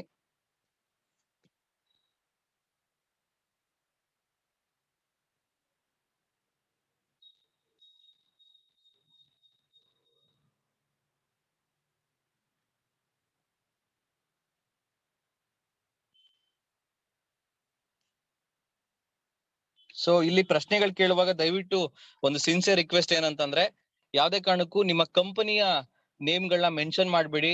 ಇಲ್ಲೆಲ್ಲಾ ಕಂಪ್ನಿಯವ್ರು ಇದಾರೆ. ಸೊ ನಮ್ಮ ಒಂದು ಇನ್ನೊಂದು ಸಿದ್ಧಾಂತ ಏನಂದ್ರೆ, we are all one family. ನಾವೆಲ್ಲರೂ ಒಂದು ಫ್ಯಾಮಿಲಿ ತರ ಮುನ್ನುಗ್ಗಿದ್ರೆ ಮಾತ್ರ ಕರ್ನಾಟಕದ ಗೆಲ್ಲಕ್ ಸಾಧ್ಯ. ಕರ್ನಾಟಕದ ಜನರ ಮನಸ್ಸನ್ನ ಗೆಲ್ಲಕ್ ಸಾಧ್ಯ ಅದು ನೆಟ್ವರ್ಕ್ ಮಾರ್ಕೆಟಿಂಗ್ ಫ್ಯಾಮಿಲಿ ಅಥವಾ ಡೈರೆಕ್ಟ್ ಸೆಲ್ಲಿಂಗ್ ಫ್ಯಾಮಿಲಿ. ಸೊ ಅದನ್ನ ಮರಿಬೇಡಿ. ಕಂಪ್ನಿಗಳು ಹಲವಾರು ಇದಾವೆ. ಸೊ ಬಟ್ ನಾವೆಲ್ಲರೂ ಒಂದೇ ನೆರಳಲ್ಲಿ ಕೆಲಸ ಮಾಡ್ತಿದ್ವಿ, ನೆಟ್ವರ್ಕ್ ಮಾರ್ಕೆಟಿಂಗ್. ಸೊ ಹಾಗಾಗಿ ನಿಮ್ಮ ಕಂಪನಿಗಳನ್ನ ನೇಮ್ ತಗೊಳ್ಳೋದ್ರಿಂದ ಅದು ಇನ್ನೊಬ್ಬರಿಗೆ ಬೇಜಾರಾಗ್ಬೋದು ಅಥವಾ ಇನ್ನೊಬ್ಬರಿಗೆ ಹರ್ಟ್ ಆಗ್ಬೋದು. ಹಾಗಾಗಿ ಜಸ್ಟ್ ನೀವು ನೆಟ್ವರ್ಕ್ ಮಾರ್ಕೆಟಿಂಗ್ ಅನ್ನೋ ವರ್ಡ್ ನ ಯೂಸ್ ಮಾಡಿ ನಿಮ್ಮ ಪ್ರಶ್ನೆಗಳನ್ನ ಕೇಳಿ ಅಂತ ಹೇಳ್ತಾ, ಸೊ ಮೊದಲನೇದಾಗಿ ಚೌಡಯ್ಯ ಸರ್ ನಾನು ಅನ್ಮ್ಯೂಟ್ ಮಾಡ್ತಾ ಇದ್ದೀನಿ. Yes Chowdaiah sir. Thank you sir. Sanjay sir, good evening sir. Good evening sir.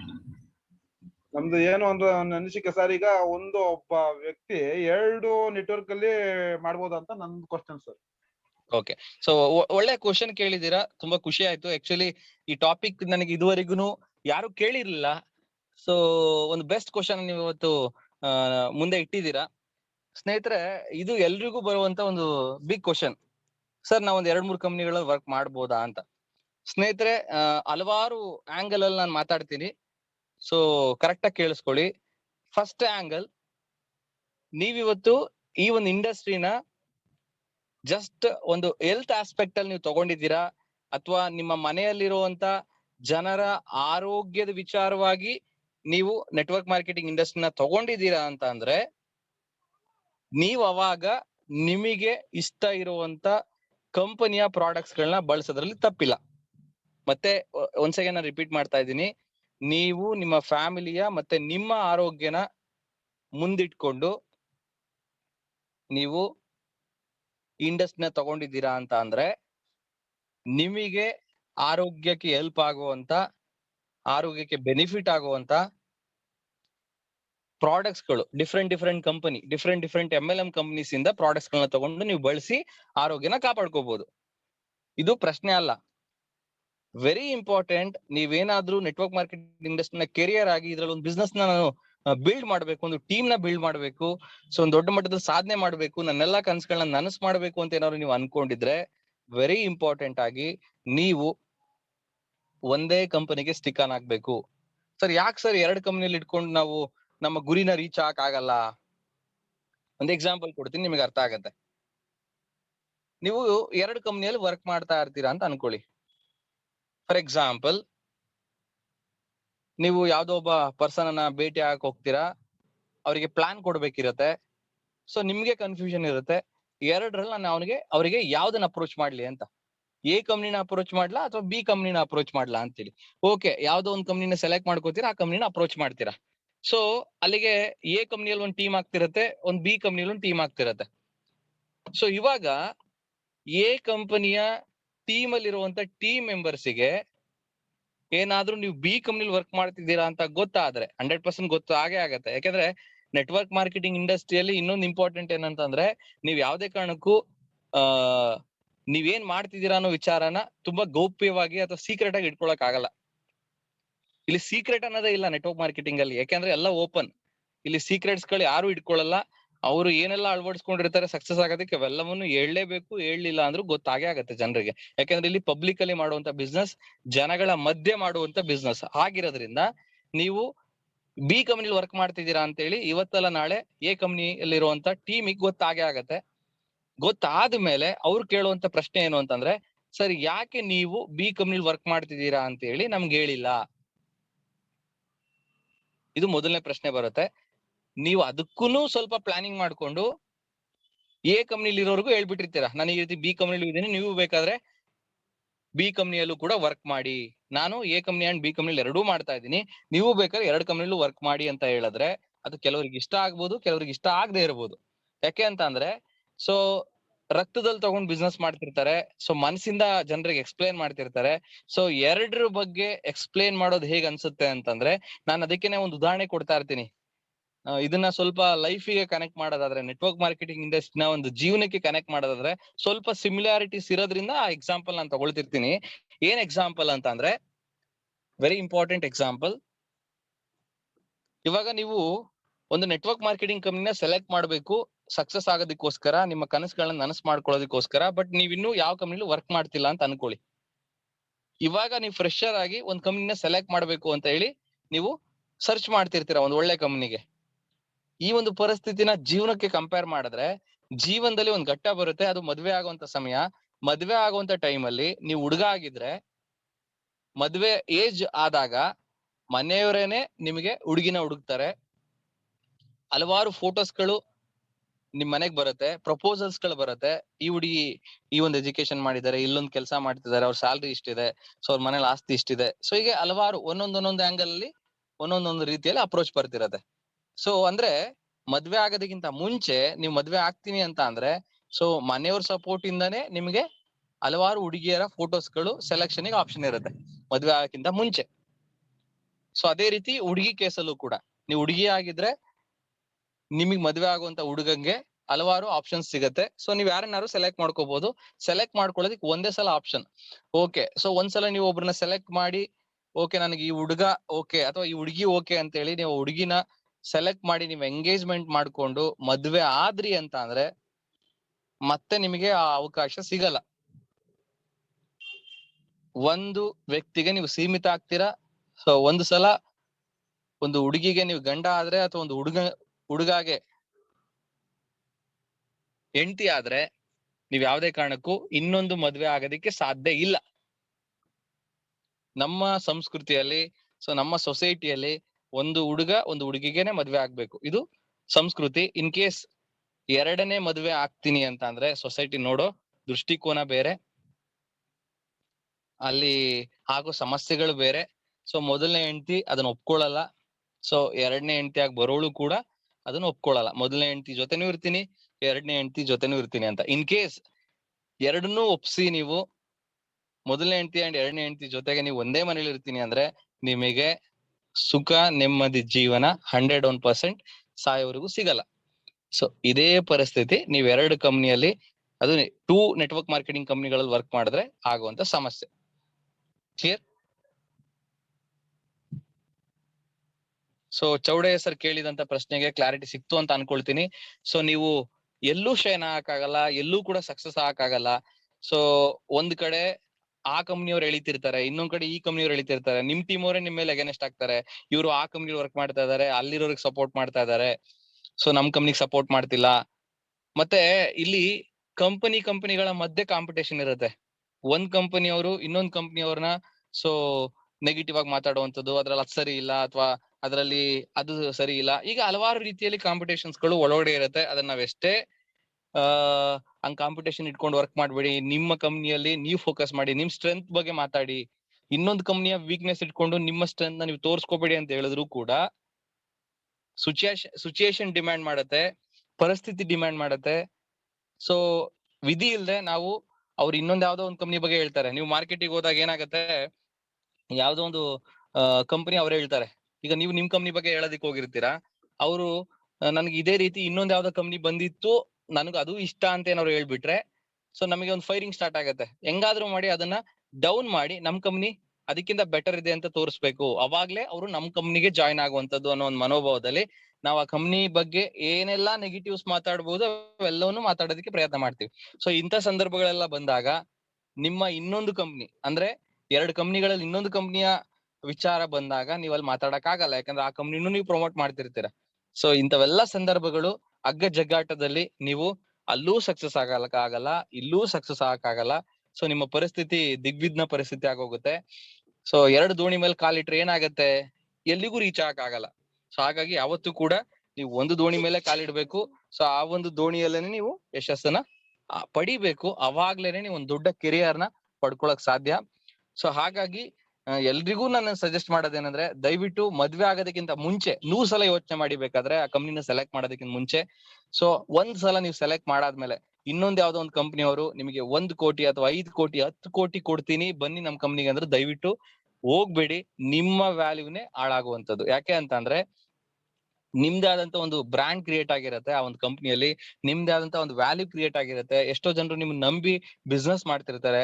ನೀವ್ ಏಕಾಏಕಿ ನಿಮ್ಮ ಬೆನಿಫಿಟ್ಗೆ, ನಿಮ್ಮ ಯಶಸ್ಸಿಗೆ, ನಿಮ್ಮ ಒಂದು ಹಣದ ಆಸೆಗೆ ಸೊ ಒಂದ್ಸಲ ನನಗೆ ಅಮೌಂಟ್ ಸಿಕ್ಬಿಡತ್ತೆ ಹೋಗ್ಬೇಡ ಅಂತ ಹೇಳಿ ನೀವು ಡಿಸೈಡ್ ಮಾಡಿ ಹೋದ್ರೆ ಎಷ್ಟೋ ಜನರ ಭವಿಷ್ಯನ ಹಾಳು ಮಾಡ್ದಂಗ ಆಗತ್ತೆ.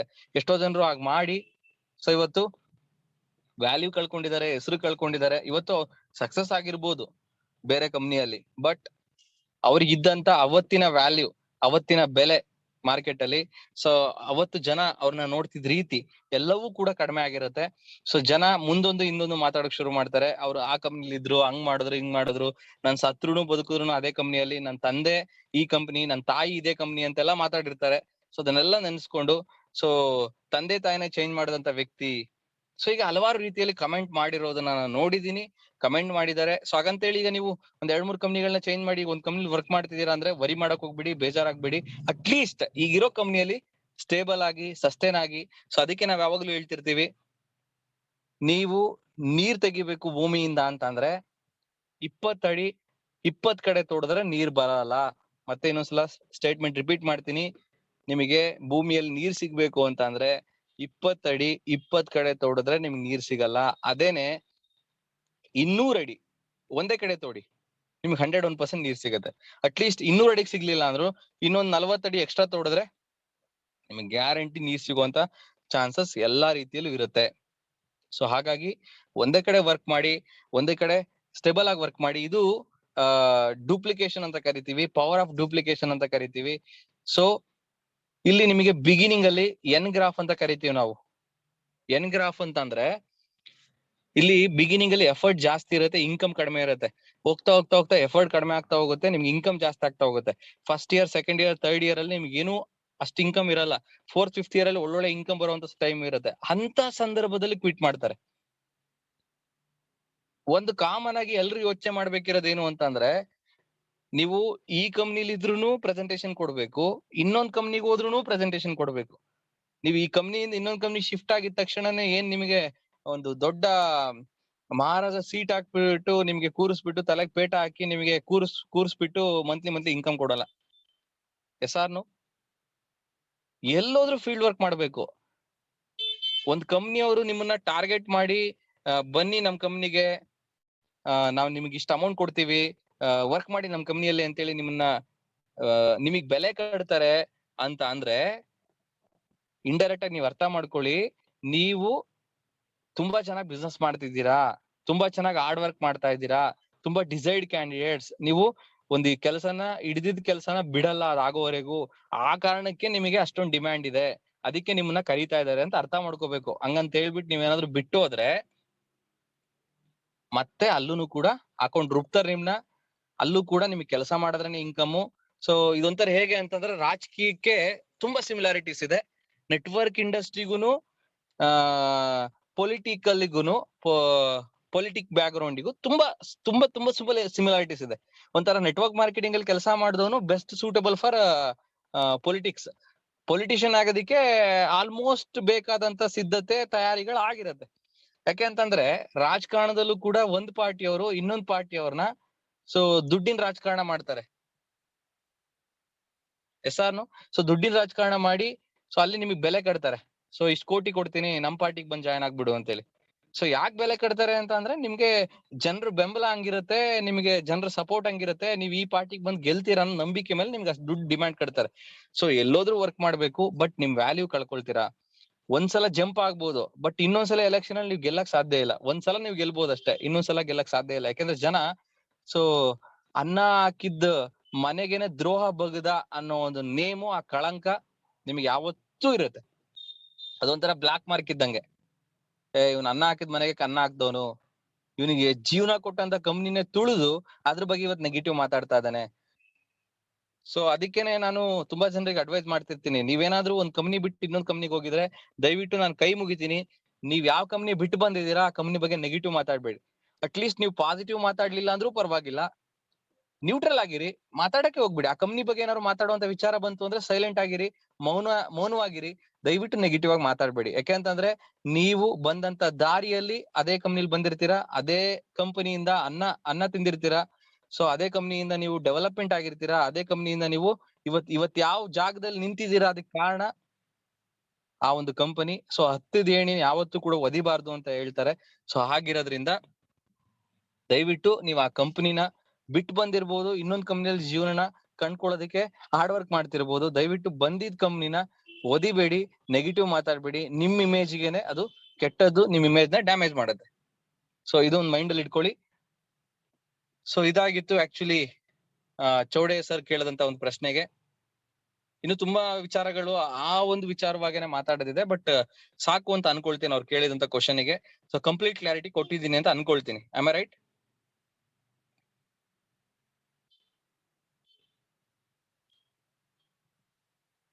So next Venkatesh sir hand raise ಮಾಡಿದ್ದಾರೆ, ಸೊ ಅವ್ರನ್ನ ಅನ್ಮ್ಯೂಟ್ ಮಾಡ್ತೀನಿ. Okay, thank you sir. Wonderful information ಕೊಡ್ತಾ ಇದ್ರಿ ಸರ್. ನನ್ನ ಕ್ವಶನ್ ಬಂದು, ಈಗ ತುಂಬಾ ಜನ ಡೈರೆಕ್ಟ್ ಸೆಲ್ಲಿಂಗ್ ಬರ್ತಾರೆ, ಸೊ ಅವ್ರನ್ನ ಸ್ವಲ್ಪ ನಾವು ಉಳಿಸ್ಕೊಳ್ಳೋದು ಯಾವ ರೀತಿ ಅನ್ನೋದು ಒಂದ್ ಸ್ವಲ್ಪ ದಿನ ಇರ್ತಾರೆ. ಓಕೆ, ಕ್ಲಿಯರ್ ಇದೆಯಾ ಸರ್? ವಾಯ್ಸ್ ಕ್ಲಾರಿಟಿ ಇದೆ ಸರ್. ಓಕೆ, ಸ್ವಲ್ಪ ದಿನ ಇರ್ತಾರೆ, ನೆಕ್ಸ್ಟ್ ಬಿಟ್ಟು ಹೋಗ್ತಾರೆ. ಸೊ ಅವ್ರನ್ನ ಯಾವ ರೀತಿ ಉಳಿಸ್ಕೊಳ್ಳೋದು, ಮತ್ತೆ ಅವ್ರಿಗೆ ನಾವು ಟೀಮ್ ನ ಕೊಡ್ತೀವಿ. ಈಗ ಹೆಂಗೆ ಅಂತಂದ್ರೆ ಒಂದ್ 5-6 ಜನ ನಾವೇ ಟೀಮ್ ಮಾಡಿ ಕೊಡ್ತೀವಿ. ಸೊ ಅದ್ ಮಾಡಿ ಕೊಡ್ಬೋದಾ, ಕೊಡಬಾರ್ದಾ? ಇದು ಸರ್ ನನ್ನ question. Okay, very good question Venkatesh sir. 2 ಪ್ರಶ್ನೆಗಳನ್ನ ಕೇಳಿದೀರಾ ನೀವು. ಮೊದಲನೇದು, ಬಂದಿರೋರು ಉಳ್ಕೋಬೇಕು ಅಂದ್ರೆ ಏನ್ ಮಾಡ್ಬೇಕು ಅನ್ನೋ ಪ್ರಶ್ನೆ ಕೇಳಿದೀರಾ. ಸೊ ಇನ್ನು 2ನೇದು, ಸೊ ಟೀಮ್ ಅಲ್ಲಿ ಇರೋರ್ನ ಉಳಿಸ್ಕೊಳ್ಳೋದಕ್ಕೆ ಅವ್ರಿಗೆ ಟೀಮ್ ಕೊಡ್ಬೇಕಾ ಬೇಡವಾ ಅನ್ನೋ ಪ್ರಶ್ನೆ ಕೇಳಿದೀರಾ. ಸೊ ಮೊದಲನೇ ಪ್ರಶ್ನೆಗೆ ಉತ್ತರ ಏನು ಅಂತಂದ್ರೆ, ನೋಡಿ, ಇದು ನಂಬರ್ ಗೇಮ್ ಇದ್ದಾಗೆ. ನೆಟ್ವರ್ಕ್ ಮಾರ್ಕೆಟಿಂಗ್ ಇಂಡಸ್ಟ್ರಿ ಒಂದು ನಂಬರ್ ಗೇಮ್ ಇದ್ದಂಗೆ. ಇರೋ ವಿಚಾರ ಪ್ರಾಕ್ಟಿಕಲ್ ಆಗಿ ಏನಿದೆ ಅದನ್ನ ನಾನು ಮಾತಾಡುವಂತ ವ್ಯಕ್ತಿ. ನೆಟ್ವರ್ಕ್ ಇಂಡಸ್ಟ್ರಿಯಲ್ಲಿ ಎಲ್ರೂ ಯಶಸ್ಸಾಗಕ್ ಆಗಲ್ಲ. ಯಾಕೆ ಅಂತ ನೀವು ಕೇಳ್ಬೋದು. ಯಾಕೆ ಅಂತ ಅಂದ್ರೆ, ಪ್ರತಿಯೊಂದು ಫೀಲ್ಡ್ ಅಲ್ಲಿ ಅದಕ್ಕೆ ಆದಂತ ಕೌಶಲ್ಯಗಳು ಡಿಮ್ಯಾಂಡ್ ಮಾಡತ್ತೆ. ಯಾವುದೇ ಆದ್ರೂ ಅಷ್ಟೇ.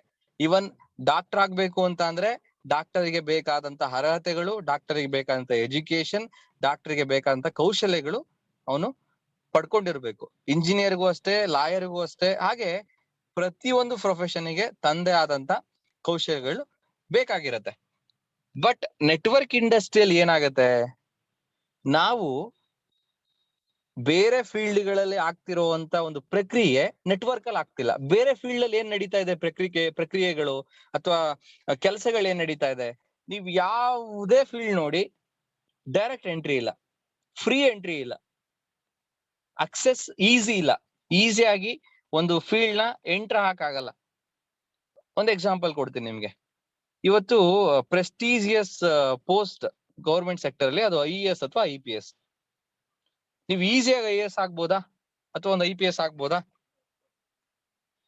ಎಷ್ಟು ಜನ IAS ಅಥವಾ IPS ಆಸ್ಪಿರೇಷನ್ ಇಟ್ಕೊಂಡು ಆಸ್ಪಿರೆಂಟ್ಸ್ ಗಳು ಇವತ್ತು ಫೋಕಸ್ ಮಾಡ್ತಾ ಇದಾರೆ, ವರ್ಕ್ ಮಾಡ್ತಾ ಇದಾರೆ, ಅದ್ರ ವಿಚಾರವಾಗಿ ಹಾರ್ಡ್ ವರ್ಕ್ ಮಾಡ್ತಾ ಇದಾರೆ ಅಂತಂದ್ರೆ, ನೀವು, ನಾನೊಂದು ಪ್ಲೇಸ್ ಹೇಳ್ತೀನಿ, ಆ ಪ್ಲೇಸ್ಗೆ ನೀವು ಬಂದ್ರೆ ನಿಮಗೆ ಗೊತ್ತಾಗತ್ತೆ ಎಷ್ಟು ಜನ, ಎಷ್ಟು ಯುವಕರು ಅಥವಾ ಎಷ್ಟು ಯುವತಿಯರು IAS ಅಥವಾ IPS ಆಗ್ಬೇಕು ಅನ್ನೋ ಒಂದು ಕನ್ಸು ಇಟ್ಕೊಂಡು ಹಾರ್ಡ್ ವರ್ಕ್ ಮಾಡ್ತಾ ಇದಾರೆ ಅಂತ. ನೀವು ಬೆಸ್ಟ್ ವಿಜಯನಗರಕ್ಕೆ ಬಂದ್ರೆ ಸಾಕು. ವಿಜಯನಗರಲ್ಲಿ ಚಂದ್ರ ಲೇಔಟ್ ಅಲ್ಲಿ ಎಷ್ಟು IAS ಅಥವಾ IPS ಎಜುಕೇಶನ್ ಸೆಂಟರ್ಗಳಿದಾವೆ ಅಂತಂದ್ರೆ, ಒಂದು ರೋಡ್ ನೀವು ತಗೊಂಡ್ರೆ ಜಸ್ಟ್ 100 ಮೀಟರ್ ಒಳಗಡೆ 4-5 ಕೋಚಿಂಗ್ ಸೆಂಟರ್ಸ್ ಬರುತ್ತವೆ. ಸೊ ಒಂದೊಂದು ಕೋಚಿಂಗ್ ಸೆಂಟರ್ ಅಲ್ಲೂ ಕೂಡ ಕನಿಷ್ಠ ಒಂದು 200-300 ಸ್ಟೂಡೆಂಟ್ಸ್ ಅಂದ್ರೂ ಜಸ್ಟ್ ಇಮ್ಯಾಜಿನ್ ಎಷ್ಟು ಸ್ಟೂಡೆಂಟ್ಸ್ ಗಳು ಬೆಂಗಳೂರು ಟೆಂಟ್ ಹಾಕಿದ್ದಾರೆ ಒಂದೇ ಒಂದು ಕನ್ಸು ಇಟ್ಕೊಂಡು IAS ಅಥವಾ IPS ಆಗ್ಬೇಕು ಅಂತೇಳಿ. ಸೊ ಹಾಗಾದ್ರೆ IAS ಅಥವಾ IPS ಗೆ ಎಷ್ಟು ವರ್ಷ ಅವರು ಹಾರ್ಡ್ ವರ್ಕ್ ಮಾಡ್ತಾರೆ, ಎಷ್ಟು ವರ್ಷ ಅವರು ಶ್ರಮ ಬೀಳ್ತಾರೆ ಅಂದ್ರೆ, ಸೊ ಕೆಲವರು 1 ವರ್ಷ, 2 ವರ್ಷ, 3 ವರ್ಷ, 5 ವರ್ಷ. ಸೊ ಅವ್ರದ್ದು ಒಂದು ಟೈಮ್ ಇರುತ್ತೆ. ಅಲ್ಲಿವರೆಗೆ ಅವರು ಎಕ್ಸಾಮ್ ಬರಿಬಹುದು, ಅಲ್ಲಿವರೆಗೆ ಅವರಿಗೆ ಟೈಮ್ ಇರುತ್ತೆ. ಅಲ್ಲಿವರೆಗೂ ಪ್ರಯತ್ನ ಮಾಡಿ IAS ಅಥವಾ IPS ಆಗದೆ ಇರೋರೇ ಜಾಸ್ತಿ ಇದ್ದಾರೆ. ಎಷ್ಟು ಪೋಸ್ಟ್ ಇರುತ್ತೆ ಎವ್ರಿ ಇಯರ್ ಅನ್ನೋದು ನಿಮ್ಗೆ ಗೊತ್ತಿದೆ. ತುಂಬಾ ಕಡಿಮೆ ಪೋಸ್ಟ್ ಇರುವಂತ ಒಂದು ಪವರ್ಫುಲ್ ಹುದ್ದೆ, ಸೊ ಟಾಪ್ ಮೋಸ್ಟ್ ಜಾಬ್ ಅಂತ ಅನ್ಬೋದು ಗೌರ್ಮೆಂಟ್ ಸೆಕ್ಟರ್ ಅಲ್ಲಿ, ಅದು IAS ಅಥವಾ IPS. ಸೊ ಅಂತ ಪೋಸ್ಟಿಗೆ ಲಕ್ಷಾಂತರ ಜನರು, ಆಲ್ ಓವರ್ ಇಂಡಿಯಾದಲ್ಲಿ ಲಕ್ಷಾಂತರ ಜನರು ಪ್ರಯತ್ನ ಮಾಡ್ತಾರೆ, ಕೋಚಿಂಗ್ ತಗೊಳ್ತಾರೆ, ಲಕ್ಷಾಂತರ ರೂಪಾಯಿ ಖರ್ಚು ಮಾಡ್ತಾರೆ. ಬರೀ ಇಲ್ಲಿ ಎವ್ರಿ ಮಂತ್ ಸ್ಪೆಂಡಿಂಗೇನೆ ಅದ್ರಕ್ ಸಂಬಂಧಪಟ್ಟಂತ ಬಿಸ್ನೆಸ್ ಗಳು ಶುರು ಆಗ್ಬಿಟ್ಟಿದಾವೆ. ಸೊ ಎಜುಕೇಶನ್ ಸೆಂಟರ್ ಅಂತೆ, ಸ್ಟಡಿ ಸೆಂಟರ್ ಅಂತೆ. ಸೊ ಅಲ್ಲಿ ಒಂದ್ ಪ್ಲೇಸ್ ಇರುತ್ತೆ, ಅಲ್ಲಿ ಬರೀ ಒಂದ್ ಗ್ರಂಥಾಲಯ ತರ ಇರುತ್ತೆ, ಸೈಲೆಂಟ್ ಪ್ಲೇಸ್, ಅಲ್ಲಿ ಬರೀ ಓದ್ಕೊಳ್ಳೋದು ಅಷ್ಟೇನೆ. ಅದಕ್ಕೇನೆ ಎವ್ರಿ ಮಂತ್ 1,000, 1,500, 2,000 ಪೇ ಮಾಡ್ಬೇಕು ಅವರು. ಅವ್ರವ್ರ ಬುಕ್ ಗಳನ್ನ ತಗೊಂಡು ಅವ್ರು ಓದುವಂತದ್ದು. AC ಇರುತ್ತೆ, ಸೊ ಸಫಿಸ್ಟಿಕೇಟೆಡ್ ಪ್ಲೇಸ್ ಇರುತ್ತೆ, 24 hours ಓಪನ್ ಇರುತ್ತೆ, ಯಾವಾಗ ಬೇಕಾದ್ರೂ ಓದ್ಬೋದು. ಹಿಂಗೆ ಹಲವಾರು ಅವಕಾಶಗಳಿದಾವೆ. ಆದ್ರೂ ಕೂಡ ಎಲ್ರೂ IPS ಹಾಕಕ್ ಆಗ್ತಾ ಇಲ್ಲ, ಎಲ್ರೂ IAS ಆಗ್ತಾ ಇಲ್ಲ. ಸೊ CA ಆಗಿರ್ಬೋದು, ಡಾಕ್ಟರ್ ಆಗಿರ್ಬೋದು, ಹೀಗೆ ಯಾವುದೇ ಪ್ರೊಫೆಷನ್ ನೀವು ತಗೊಳ್ಳಿ, ಒಂದು ಕಂಡೀಷನ್ ಇದೆ, ಒಂದು ಲಿಮಿಟೇಷನ್ಸ್ ಇದೆ. ಎಲ್ರಿಗೂ ಸಾಧ್ಯ ಇಲ್ಲ, ಫ್ರೀ ಆಕ್ಸೆಸ್ ಇಲ್ಲ. ಇದು ನಾನು ಜಾಬ್ ಸೆಕ್ಟರ್ ಬಗ್ಗೆ ಮಾತಾಡಿದೆ. ಅದಾದ್ಮೇಲೆ ಇವನ್ IT ಫೀಲ್ಡ್ ನೀವು ಬಂದ್ರು ಒಂದು ಕಂಪನಿ ಅಂತ ತಗೊಂಡ್ರೆ ಅಕ್ಸೆಂಚರ್ ಇರ್ಬೋದು, ಅಥವಾ ವಿಪ್ರೋ ಇರ್ಬೋದು, ಅಥವಾ TCS ಇರ್ಬೋದು, ಯಾವ್ದೇ ನೀವು ಕಂಪ್ನಿ ತಗೊಂಡ್ರೆ ಕಂಪ್ನಿ ಒಳಗಡೆ ಬಂದವರೆಲ್ಲರೂ ತಗೊಳ್ತಾರ ಆ ಕಂಪ್ನಿಗಳಲ್ಲಿ? ಎವ್ರಿ ಮಂತ್ ಬರೀ ಕೊಡುವಂತ 10,000, 15,000, 20,000, 30,000 ಸಂಬಳ ಇದ್ರೂನು ಎಲ್ರಿಗೂ ಅವಕಾಶ ಸಿಗತ್ತಾ? ಬಂದಿರೋರು ಎಲ್ರಿಗೂ ಜಾಬ್ ಸಿಕ್ಬಿಡತ್ತಾ? ಎಲ್ರು ಎಂಪ್ಲಾಯ್ ತಗೊಂಡ್ಬಿಡ್ತಾರ? ಇಲ್ಲ. ಸೊ ಯಾಕೆ ಅಂತ ಅಂದ್ರೆ ಎಲ್ಲದಕ್ಕೂ ಒಂದು ಲಿಮಿಟೇಷನ್ ಇರುತ್ತೆ, ಫ್ರೀ ಆಕ್ಸೆಸ್ ಇರಲ್ಲ. ಸೊ ಅವರು ಒಂದಿಷ್ಟು ಕ್ವಾಲಿಟೀಸ್ ನ ಬಯಸ್ತಿರ್ತಾರೆ ಒಬ್ಬ ವ್ಯಕ್ತಿಯಿಂದ. ಆ ವ್ಯಕ್ತಿಗೆ ಕಮ್ಯುನಿಕೇಶನ್ ಸ್ಕಿಲ್ ಇರ್ಬೇಕು, ಅಟ್ಲೀಸ್ಟ್ ಇಂಗ್ಲಿಷ್ ಅಲ್ಲಿ ಮಾತಾಡ್ಬೇಕು, ಅಟ್ಲೀಸ್ಟ್ ಒಂದ್ ಸ್ವಲ್ಪ ಕಂಪ್ಯೂಟರ್ ಬಗ್ಗೆ ನಾಲೆಡ್ಜ್ ಇರ್ಬೇಕು. ಸೊ ಹೀಗೆ ಹಲವಾರು ಕಂಡೀಷನ್ಸ್ ಇರುತ್ತೆ. ಅವ್ರ ಒಳಗಡೆ ಇಷ್ಟೇ ಜಾಬ್ಸ್ ಕೊಡ್ಬೇಕು ಅಂತ ಇರುತ್ತೆ. ಅವ್ರದ್ದು ಒಂದು ಬಜೆಟ್ ಇರುತ್ತೆ, ಎವ್ರಿ ಇಯರ್ ಇಷ್ಟು ಸ್ಯಾಲ್ರಿಗೆ ಅಂತ ಕೊಡ್ಬೇಕು ಅಂತೇಳಿ. ಇವೆಲ್ಲ ಲೆಕ್ಕಾಚಾರ ಇಟ್ಕೊಂಡು ಎವ್ರಿ ಇಯರ್ ಇಷ್ಟು ಹುದ್ದೆಗಳಿದಾವೆ ಅಂತೇಳಿ, ಅಥವಾ ಇಷ್ಟು ಜಾಬ್ಸ್ ಇದಾವೆ ಅಂತೇಳಿ ಜಾಬ್ಸ್ಗೆ ಕರೀತಾರೆ. ಸೊ ಅದಕ್ಕೆ ಅಪ್ಲಿಕೇಶನ್ ಹಾಕ್ತಾರೆ, ಅದ್ರಲ್ಲಿ ಫಿಲ್ಟರ್ ಮಾಡಿ ಒಂದಿಷ್ಟು ಸೆಲೆಕ್ಟ್ ಮಾಡ್ತಾರೆ. ಹೀಗೆ ಪ್ರತಿ ಒಂದ್ರಲ್ಲೂ ಕೂಡ ಫಿಲ್ಟ್ರೇಷನ್ ಇದೆ. ಇದು ಜಾಬ್ ಸೆಕ್ಟರ್ ಅಲ್ಲಿ ನಾನು ಮಾತಾಡಿದ್ದು. ಇನ್ನ ಬಿಸ್ನೆಸ್ ಸೆಕ್ಟರ್ ನೀವು ಬನ್ನಿ. ಆಫ್ಟರ್ ಆಲ್ ಒಂದು ಬೇಕರಿ ನೀವು ಓಪನ್ ಮಾಡ್ಬೇಕು ಅಂತ ಅನ್ಕೊಂಡ್ರು ನೀವು ಸೀದಾ ಹೋಗಿ ಬೇಕರಿ ಓಪನ್ ಮಾಡ್ಬಿಡ್ತೀರಾ? ಬೇಕರಿ ಅಂಗಡಿ ಇಟ್ಬಿಡ್ತೀರಾ? ಸ್ಟಡಿ ಮಾಡ್ತೀರಾ, ಆ ಏರಿಯಾದಲ್ಲಿ ಯಾವ್ದಾದ್ರು ಬೇಕರಿ ಇದೆಯಾ, ನಿಯರ್ ಬೇಕರಿ ಇದೆಯಾ?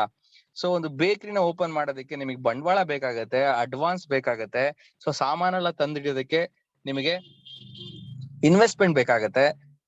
ಸೊ ಮ್ಯಾನೇಜ್ ಮಾಡೋದ್ ಗೊತ್ತಿರ್ಬೇಕಾಗತ್ತೆ. ಸೊ ಅಟ್ಲೀಸ್ಟ್ ಒಂದು ಬನ್ ಮಾಡೋದಿರ್ಬೋದು, ಅದೊಂದು ಕೇಕ್ ಮಾಡೋದಿರ್ಬೋದು, ಅವೆಲ್ಲ ಕಲ್ತ್ಕೊಂಡಿರ್ಬೇಕಾಗತ್ತೆ. ಇವೆಲ್ಲವೂ ಗೊತ್ತಿದ್ರೆ ಮಾತ್ರ ನೀವು ಒಂದು ಬೇಕರಿ ಓಪನ್ ಮಾಡ್ತೀರಾ. ಇಲ್ಲಾಂದ್ರೆ ರಿಸ್ಕ್ ತಗೊಳಕ್ ಹೋಗಲ್ಲ. ಯಾಕೆಂತಂದ್ರೆ ಕನಿಷ್ಠ ಪಕ್ಷ ಒಂದ್ 5 ರಿಂದ 10 ಲಕ್ಷ ರೂಪಾಯಿ ಬಂಡವಾಳ ಹಾಕಿ ನೀವು ಶುರು ಮಾಡ್ಬೇಕಾಗತ್ತೆ. ಆಫ್ಟರ್ ಆಲ್ ನೀವು ಒಂದು ಟೀ ಅಂಗಡಿ ಒಂದ್ 50,000 ಅಥವಾ 1 ಲಕ್ಷ ರೂಪಾಯಿ ಬಂಡವಾಳ ಹಾಕಿ ಒಂದು ಟೀ ಅಂಗಡಿ ಮಾಡ್ಬೇಕು ಅಂದ್ರೂ ನೀವು ಪ್ರಿಪೇರ್ ಆಗ್ತೀರಾ ಅದಕ್ಕೆ. ಸುಮ್ನೆ ನೀವು ಅದ್ರ ಕಾಲಿಡಲ್ಲ.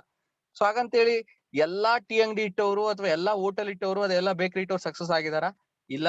ಸೊ ಅದ್ರಲ್ಲೂ ಕೂಡ ಸ್ಕಿಲ್ಸ್ ಇರತ್ತೆ. ಆ ಸ್ಕಿಲ್ಸ್ ನ ಅಳವಡಿಸ್ಕೊಂಡು ಕಷ್ಟ ಟೈಮಲ್ಲೂ ಕೂಡ ನೀವು ಅದ್ರಲ್ಲಿ ಗೆಲ್ಲುವಂತ ಮನಶಕ್ತಿ, ರಿಸ್ಕ್ ತಗೊಳಕ್ ರೆಡಿ, ಇವೆಲ್ಲ ಕ್ವಾಲಿಟೀಸ್ ಬೇಕಾಗತ್ತೆ. ಅವೆಲ್ಲ ಇದ್ದವ್ರು ಮಾತ್ರ ಯಶಸ್ಸನ್ನ ಪಡೀತಾರೆ. ಎಷ್ಟೋ ಜನರ ಹೋಟೆಲ್ ಭಯಂಕರ ದುಡ್ಡಿದೆ, ಇನ್ನೊಂದ್ ಯಾವ್ದ್ರಲ್ಲೂ ಭಯಂಕರ ದುಡ್ಡಿದೆ, ಟೀ ಅಂಗಡಿಲಿ ಭಯಂಕರ ದುಡ್ಡಿದೆ, ದಿನಸಿ ಅಂಗಡಿಯಲ್ಲಿ ಇನ್ನೊಂದೇನೋ ದುಡ್ಡಿದೆ, ಇನ್ನೊಂದ್ ಯಾವ್ದೋ ಮೇಕೆ ಫಾರ್ಮಿಂಗ್ ಅಂತೆ, ಅದಂತೆ ಇದಂತೆ, ಅದ್ರಲ್ಲಿ ದುಡ್ಡಿದೆ, ಇದ್ರಲ್ಲಿ ದುಡ್ಡಿದೆ ಅಂತ ಅನ್ಕೊಂಡು ಲಕ್ಷಾಂತರ ರೂಪಾಯಿ ಕಳ್ಕೊಂಡಿರೋರು ಇದ್ದಾರೆ. ವಿತೌಟ್ ಪ್ರಿಪರೇಷನ್, ವಿತೌಟ್ ಪ್ಲಾನಿಂಗ್ ನೀವೆಲ್ಲೂ ಸಕ್ಸಸ್ ಆಗಕ್ಕಾಗಲ್ಲ. ಇದು ಬಿಸ್ನೆಸ್ ಫೀಲ್ಡ್ ಅಲ್ಲೂ ಕೂಡ ಇದೇ ಪರಿಸ್ಥಿತಿ ಇರುವಂತದ್ದು. ಸೊ ಇವೆಲ್ಲ ನಾನು ನೋಡಿ ಹೇಳ್ತಿರೋದ್ರ ಮೇಲೆ ನೆಟ್ವರ್ಕ್ ಇಂಡಸ್ಟ್ರಿಯಲ್ ಮಾತ್ರ ಈ ಒಂದು ಆಪ್ಷನ್ ಇಲ್ಲ. ಇದು ತುಂಬಾ ಅಡ್ವಾಂಟೇಜ್ ಆಕ್ಚುಲಿ ನೋಡೋದಕ್ಕೆ.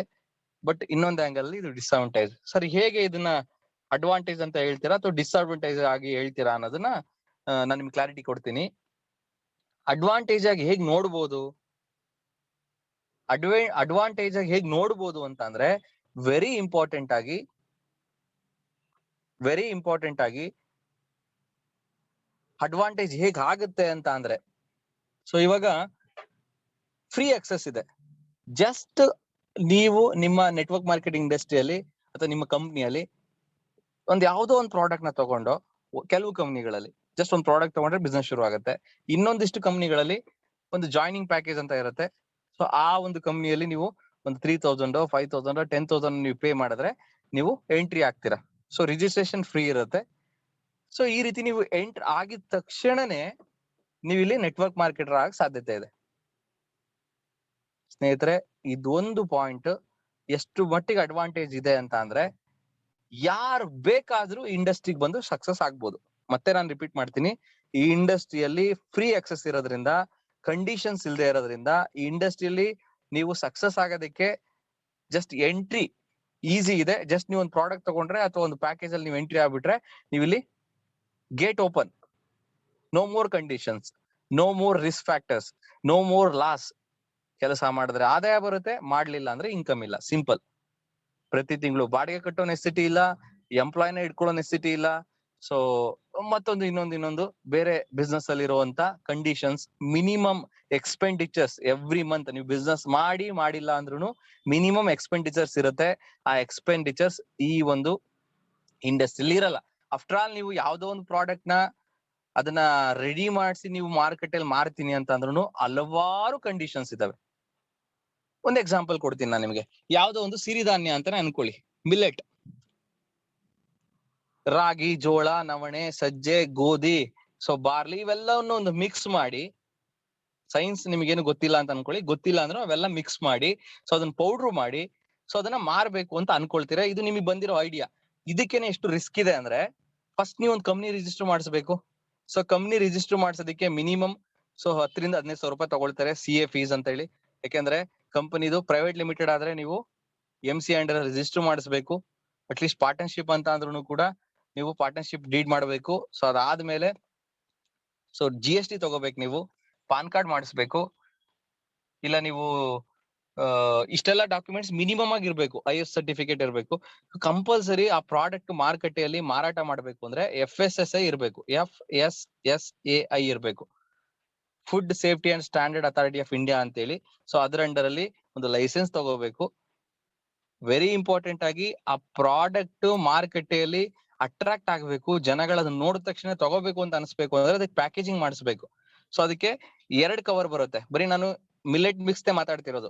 ಒಳಗಡೆ ಒಂದು ಆ ಮಿಲ್ಲೆಟ್ ನ ಹಾಕೋದಕ್ಕೆ ಒಂದು ಪೌಚ್ ತರ ಬರುತ್ತೆ, ಸಿಲ್ವರ್ ಕಾಯಿಲ್ಡ್ ಪೇಪರ್ ಒಂದು. ಸೊ ಅದು ಸಿಲ್ವರ್ ಪೇಪರ್ ಇರುತ್ತೆ. ಸೊ ಅದ್ರ ಮೇಲ್ಗಡೆ ಇನ್ನೊಂದು ಔಟರ್ ಬಾಕ್ಸ್ ಬರುತ್ತೆ. ಈ ರೀತಿ 2 ಔಟರ್ ಬಾಕ್ಸ್. ನೀವು ಅದನ್ನ 100-200 ಕ್ವಾಂಟಿಟಿಯಲ್ಲಿ ಮಾಡಕ್ ಆಗಲ್ಲ. ಮಿನಿಮಮ್ 2,000 ಹೇಳ್ತಾರೆ. ಮಿನಿಮಮ್ 2,000 ಕ್ವಾಂಟಿಟೀಸ್ ಮಾಡಿಸ್ಬೇಕು ನೀವು. ಸೇಲ್ ಆಗುತ್ತೋ ಬಿಡುತ್ತೋ ಒಂದ್ ನಂಬಿಕೆ ಮೇಲೆ 2,000 ನೀವು ಮಾಡಿಸ್ಲೇಬೇಕು. ಸೊ 2,000 ನೀವು ಮಾಡ್ಸಾದ್ಮೇಲೆ ಈಗ ನೀವು ತಯಾರು ಮಾಡ್ಬೇಕು ಅಂತ ಅಂದ್ರೆ, ಸೊ ನೀವು ಎಂಟರ್ ಆಗ್ತಿದ್ದು ಟ್ರೆಡಿಷನಲ್ ಫೀಲ್ಡ್ ಅಲ್ಲಿ. ಬಿಗಿನಿಂಗ್ ಅಲ್ಲಿ ನಿಮ್ಗೆ ಸೇಲ್ಸ್ ಕಡಿಮೆ ಇರ್ಬೋದು. ಇಟ್ಟಾಯ್ತು ಅಂತಂದ್ರೆ ನೀವು ಎಕ್ಸ್ಪ್ಯಾಂಡ್ ಮಾಡ್ತಾ ಹೋಗ್ಬೇಕು. ಬಿಗಿನಿಂಗ್ ಅಲ್ಲಿ ಇನ್ನು ಫೇಮಸ್ ಆಗಿಲ್ಲ, ಇನ್ನು ಜನಗಳಿಗೆ ಗೊತ್ತಿಲ್ಲ ಅಂದ್ರೆ ನೀವೇನೆ ಮ್ಯಾನುಫ್ಯಾಕ್ಚರಿಂಗ್ ಮಾಡಿ, ನೀವೇ ಪ್ಯಾಕಿಂಗ್ ಮಾಡಿ, ನೀವೇನೆ ಅಂಗಡಿಗಳಿಗೆ ಹೋಗಿ ಅಥವಾ ಜನಗಳಿಗೆ ಹೋಗಿ ಅದನ್ನ ರೀಚ್ ಮಾಡಿಸ್ಬೇಕು. ಮತ್ತೆ ಮಾರ್ಕೆಟಿಂಗ್ ಅಲ್ಲಿ ನೀವೇನ್ ಮಾಡ್ಬೇಕು, ಯೂಟ್ಯೂಬ್ ಅಲ್ಲೋ ಅಥವಾ ಫೇಸ್ಬುಕ್ ಅಲ್ಲೋ ಅಡ್ವರ್ಟೈಸ್ಮೆಂಟ್ ಕೊಡಬೇಕು. ಸೊ ಆರ್ಡರ್ಸ್ ಬಂದ್ರೆ ಅವನ್ನ ಕಾಲ್ ಬಂದಿರೋದನ್ನ ಅಟೆಂಡ್ ಮಾಡಿ ಅವ್ರಿಗೆ ಕೊರಿಯರ್ ಮಾಡೋದಕ್ಕೆ ಸೊ ಕೊರಿಯರ್ ವ್ಯವಸ್ಥೆ ಮಾಡ್ಬೇಕು. ಸೊ ಅವ್ರು ರೀಚ್ ಆಯ್ತಾ ಇಲ್ವಾ ಅಂತ ಹೇಳಿ ಕ್ರಾಸ್ ಚೆಕ್ ಮಾಡ್ಬೇಕು. ಟ್ರ್ಯಾಕಿಂಗ್ ತುಂಬಾ ಇಂಪಾರ್ಟೆಂಟ್. ಕೆಲವರದ್ದು ರಿಟರ್ನ್ ಆಗೋಗುತ್ತೆ ಅವ್ರು ಕಲೆಕ್ಟ್ ಮಾಡ್ಲಿಲ್ಲ ಅಂತಂದ್ರೆ. ಇಷ್ಟೆಲ್ಲ ಒಂದು ವ್ಯವಸ್ಥೆ ಇರುತ್ತೆ. ಸೊ ನಿಮಗೆ ಡಿಮ್ಯಾಂಡ್ ಜಾಸ್ತಿ ಆಗ್ತಾ ಹೋಗ್ತಾ, ಅದ್ರ ಬೆಲೆ ಜಾಸ್ತಿ, ಅದ್ರ ವ್ಯಾಲ್ಯೂ ಜಾಸ್ತಿ ಆಗ್ತಾ ಹೋಗ್ತಾ ನೀವು ಎಕ್ಸ್ಪ್ಯಾಂಡ್ ಮಾಡ್ಬೇಕಾಗತ್ತೆ.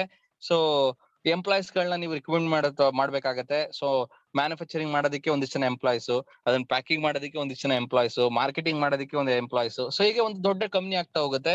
ಮುಂದಿನ ದಿನಗಳಲ್ಲಿ ನೀವು ಬೆಳೀತಿದ್ದೀರಾ ಅಂತ ಅಂದ ತಕ್ಷಣನೇ ಸುಮ್ನೆ ಇರೋರು ಜನ ಅಲ್ಲ.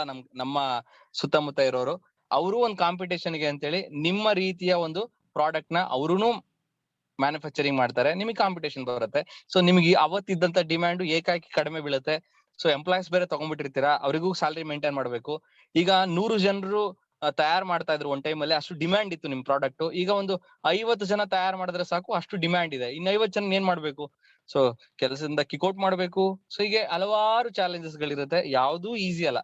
ಸೊ ಹಿಂಗೆಲ್ಲ ರಿಸ್ಕ್ ಇರುತ್ತೆ. ಎವ್ರಿ ಮಂತ್ ಆ ಗೋಡೌನಿಗೆ ಬಾಡಿಗೆ, ಎಂಪ್ಲಾಯ್ಸಿಗೆ ಸ್ಯಾಲ್ರಿ, CA ಫೀಸ್ ಅಂತೇಳಿ, ಸಾಫ್ಟ್ವೇರ್ ನ ಮಾಡಿಸ್ಬೇಕು, ಅಡ್ವರ್ಟೈಸ್ಮೆಂಟ್ ಸ್ಪೆಂಡ್ ಮಾಡ್ಬೇಕು. ಹಲವಾರು ಕತೆಗಳಿದಾವೆ. ಟ್ರೆಡಿಷನಲ್ದು ಅದು ಬೇರೆ ಕತೆ. ಬಟ್ ನೆಟ್ವರ್ಕ್ ಅಲ್ಲಿ ಅಂತದ್ದು ಏನೂ ಇಲ್ಲ. ನಿಮಗೆ ಕೆಲಸ ಮಾಡಿದ್ರೆ ಇನ್ಕಮ್, ಮಾಡ್ಲಿಲ್ಲ ಅಂದ್ರೆ 0 ರೂಪೀಸ್.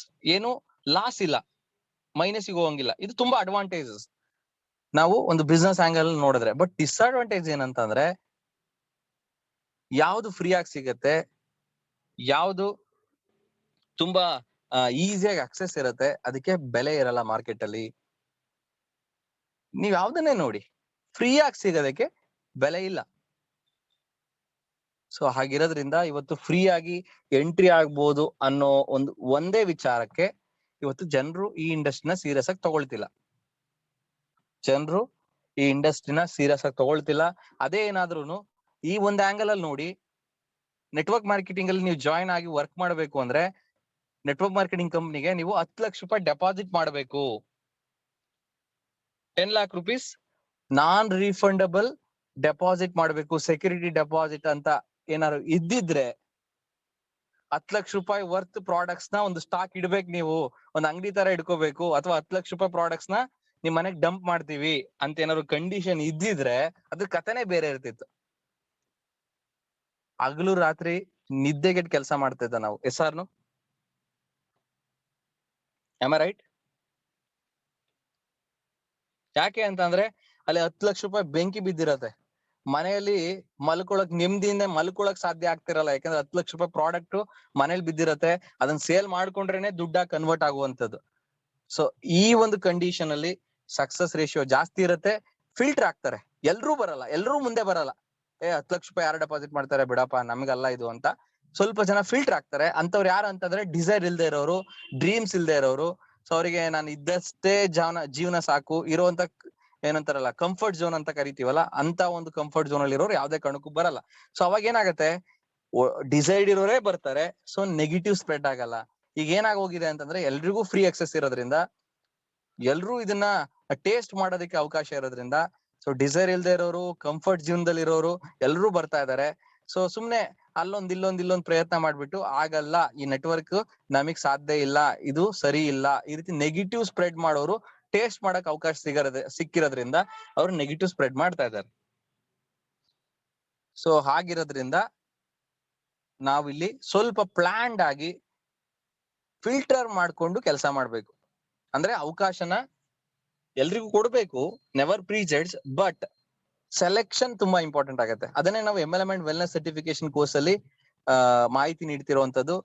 ಸೊ ಯಾಕೆ ಇವತ್ತು ಜನಗಳು ಇನ್ನೊಂದು ಆಂಗಲ್ ಅಲ್ಲಿ ಫೇಲ್ ಆಗ್ತಾ ಇದಾರೆ ಅಂದ್ರೆ, ಎಲ್ರು ಯಾಕೆ ಸಕ್ಸಸ್ ಆಗ್ತಾ ಇಲ್ಲ ಅಂದ್ರೆ, ಇನ್ನೊಂದು ರೀಸನ್, ವೆರಿ ಇಂಪಾರ್ಟೆಂಟ್ ರೀಸನ್ ಏನಂದ್ರೆ ಎಜುಕೇಶನ್. ಅದಕ್ಕೆ ನಾನು ಸ್ಲೈಡ್ ಅಲ್ಲಿ ಇಟ್ಟಿರುವಂತದ್ದು, education is the most powerful weapon which you can use to change the world ಅಂತೇಳಿ. ಇಡೀ ಪ್ರಪಂಚನ ಬದಲಾವಣೆ ಮಾಡೋದಕ್ಕೆ ಒಂದೇ ಒಂದು ವಿಚಾರದಿಂದ ಸಾಧ್ಯ, ಅದು ಶಿಕ್ಷಣ. ಸೊ ಇವತ್ತು ನೆಟ್ವರ್ಕ್ ಇಂಡಸ್ಟ್ರಿಲಿ ಅತಿ ಹೆಚ್ಚು ಫೇಲ್ಯೂರ್ ರೇಟ್ ಏನಕ್ಕೆ ಆಗ್ತದೆ ಅಂದ್ರೆ ಶಿಕ್ಷಣದ ಕೊರತೆ. ಇವತ್ತು ವೆಂಕಟೇಶ್ ಸರ್ ಕೇಳಿದಂತ ಪ್ರಶ್ನೆ ವೆಂಕಟೇಶ್ ಸರ್ಗೆ ನಾನು ವಾಪಸ್ ಕೇಳಿದ್ರೆ, ವೆಂಕಟೇಶ್ ಸರ್ ನೀವ್ ಏನಕ್ಕೆ ಇನ್ನು ನೆಟ್ವರ್ಕ್ ಮಾರ್ಕೆಟಿಂಗ್ ಇಂಡಸ್ಟ್ರಿನ ಬಿಟ್ಟು ಹೋಗಿಲ್ಲ ಅಂತ ಅಂದ್ರೆ, ಅದಕ್ಕೆ ಹಲವಾರು ಕಾರಣಗಳನ್ನ ಹೇಳ್ತಾರೆ. ನಾನು ಈ ಕಾರಣಕ್ಕೆ ನಾನು ಬಿಟ್ಟು ಹೋಗಿಲ್ಲ ಅಂತ. ಅಂದ್ರೆ ಯಾಕೆ ಈ ಬಿಸ್ನೆಸ್ ಮಾಡಬೇಕು ಅನ್ನೋದು ಕ್ಲಾರಿಟಿ ಸಿಕ್ಕಿದೆ. ಸೊ ಅದನ್ನೇ ನಾವು ವೈ ಅಂತ ಹೇಳ್ತೀವಿ, ಕ್ಲಿಯರ್ ವೈ. ಫಸ್ಟ್ ನೀವು ನೆಟ್ವರ್ಕ್ ಮಾರ್ಕೆಟಿಂಗ್ ಇಂಡಸ್ಟ್ರಿಯಲ್ಲಿ ಪ್ರತಿಯೊಬ್ಬರಿಗೂ ಯಾಕೆ ಈ ಬಿಸ್ನೆಸ್ ಮಾಡ್ಬೇಕು ಅನ್ನೋದನ್ನ ಕ್ಲಿಯರ್ ಮಾಡಿ. ವೈ ಕ್ಲಿಯರ್ ಮಾಡಾದ್ಮೇಲೆ ಅವ್ರಿಗೆ ಬಿಸ್ನೆಸ್ ಮಾಡೋದಕ್ಕೆ ಕೇಳಿ. ನೀವು ವೈನ ಕ್ಲಿಯರ್ ಮಾಡದೇನೆ ಅವ್ರಿಗೆ ಬಿಸ್ನೆಸ್ ಮಾಡಿ ಅಂತ ಅಂದ್ರೆ ಅವರು ಫೇಲ್ ಆಗ್ತಾರೆ. ಸೊ ನಿಮಗೆ ಅರ್ಥ ಆಗಿರುವಂತ ವಿಚಾರಗಳು, ನಿಮಗೆ ನೆಟ್ವರ್ಕ್ ಮಾರ್ಕೆಟಿಂಗ್ ಡೆಪ್ತ್ ಅರ್ಥ ಆಗಿದೆ, ಇದ್ರ ಫ್ಯೂಚರ್ ಅರ್ಥ ಆಗಿದೆ, ಇದ್ರಲ್ಲಿ ಏನೆಲ್ಲ ಕೆರಿಯರ್ ಇದೆ, ಏನೆಲ್ಲ ಭವಿಷ್ಯ ಇದೆ ಅನ್ನೋದು ಅರ್ಥ ಆಗಿದೆ, ಅದೇ ಪಾಯಿಂಟ್ಸ್ ಅವ್ರಿಗೆ ಅರ್ಥ ಆಗ್ಬಿಟ್ರೆ ಇವತ್ತು ನೀವೆಂಗೆ ಬಿಟ್ಟು ಹೋಗ್ತಾ ಇಲ್ಲ, ಅದೇ ರೀತಿ ನಿಮ್ ಟೀಮಲ್ಲಿ ಇರೋರು ಎಲ್ಲರೂ ಬಿಟ್ಟು ಹೋಗಲ್ಲ. ಸಿಂಪಲ್. ಸೊ ಹಾಗಾಗಿ ಡೆಪ್ತ್ ಅರ್ಥ ಮಾಡಿಸಿ, ನಿಮಗ್ ಗೊತ್ತಾಗಿರುವಂತ ವಿಚಾರಗಳು ಏನೇನು ಅಂತ ಹೇಳಿ ನೀವು ರೀಕಾಲ್ ಮಾಡ್ಕೊಳ್ಳಿ. ಅದೇ ಪಾಯಿಂಟ್ಸ್ ನಿಮ್ ಟೀಮ್ ಅಲ್ಲಿ ಅರ್ಥ ಮಾಡಿಸಿ. ಅಟ್ಲೀಸ್ಟ್ ಫೇಲ್ಯೂರ್ ರೇಷಿಯೋ ಕಡಿಮೆ ಆಗತ್ತೆ. ಅಂದ್ರೆ 100 ಜನದಲ್ಲಿ 100 ಜನರನ್ನು ಉಳಿಸ್ಕೊಳಕ್ ಆಗಲ್ಲ.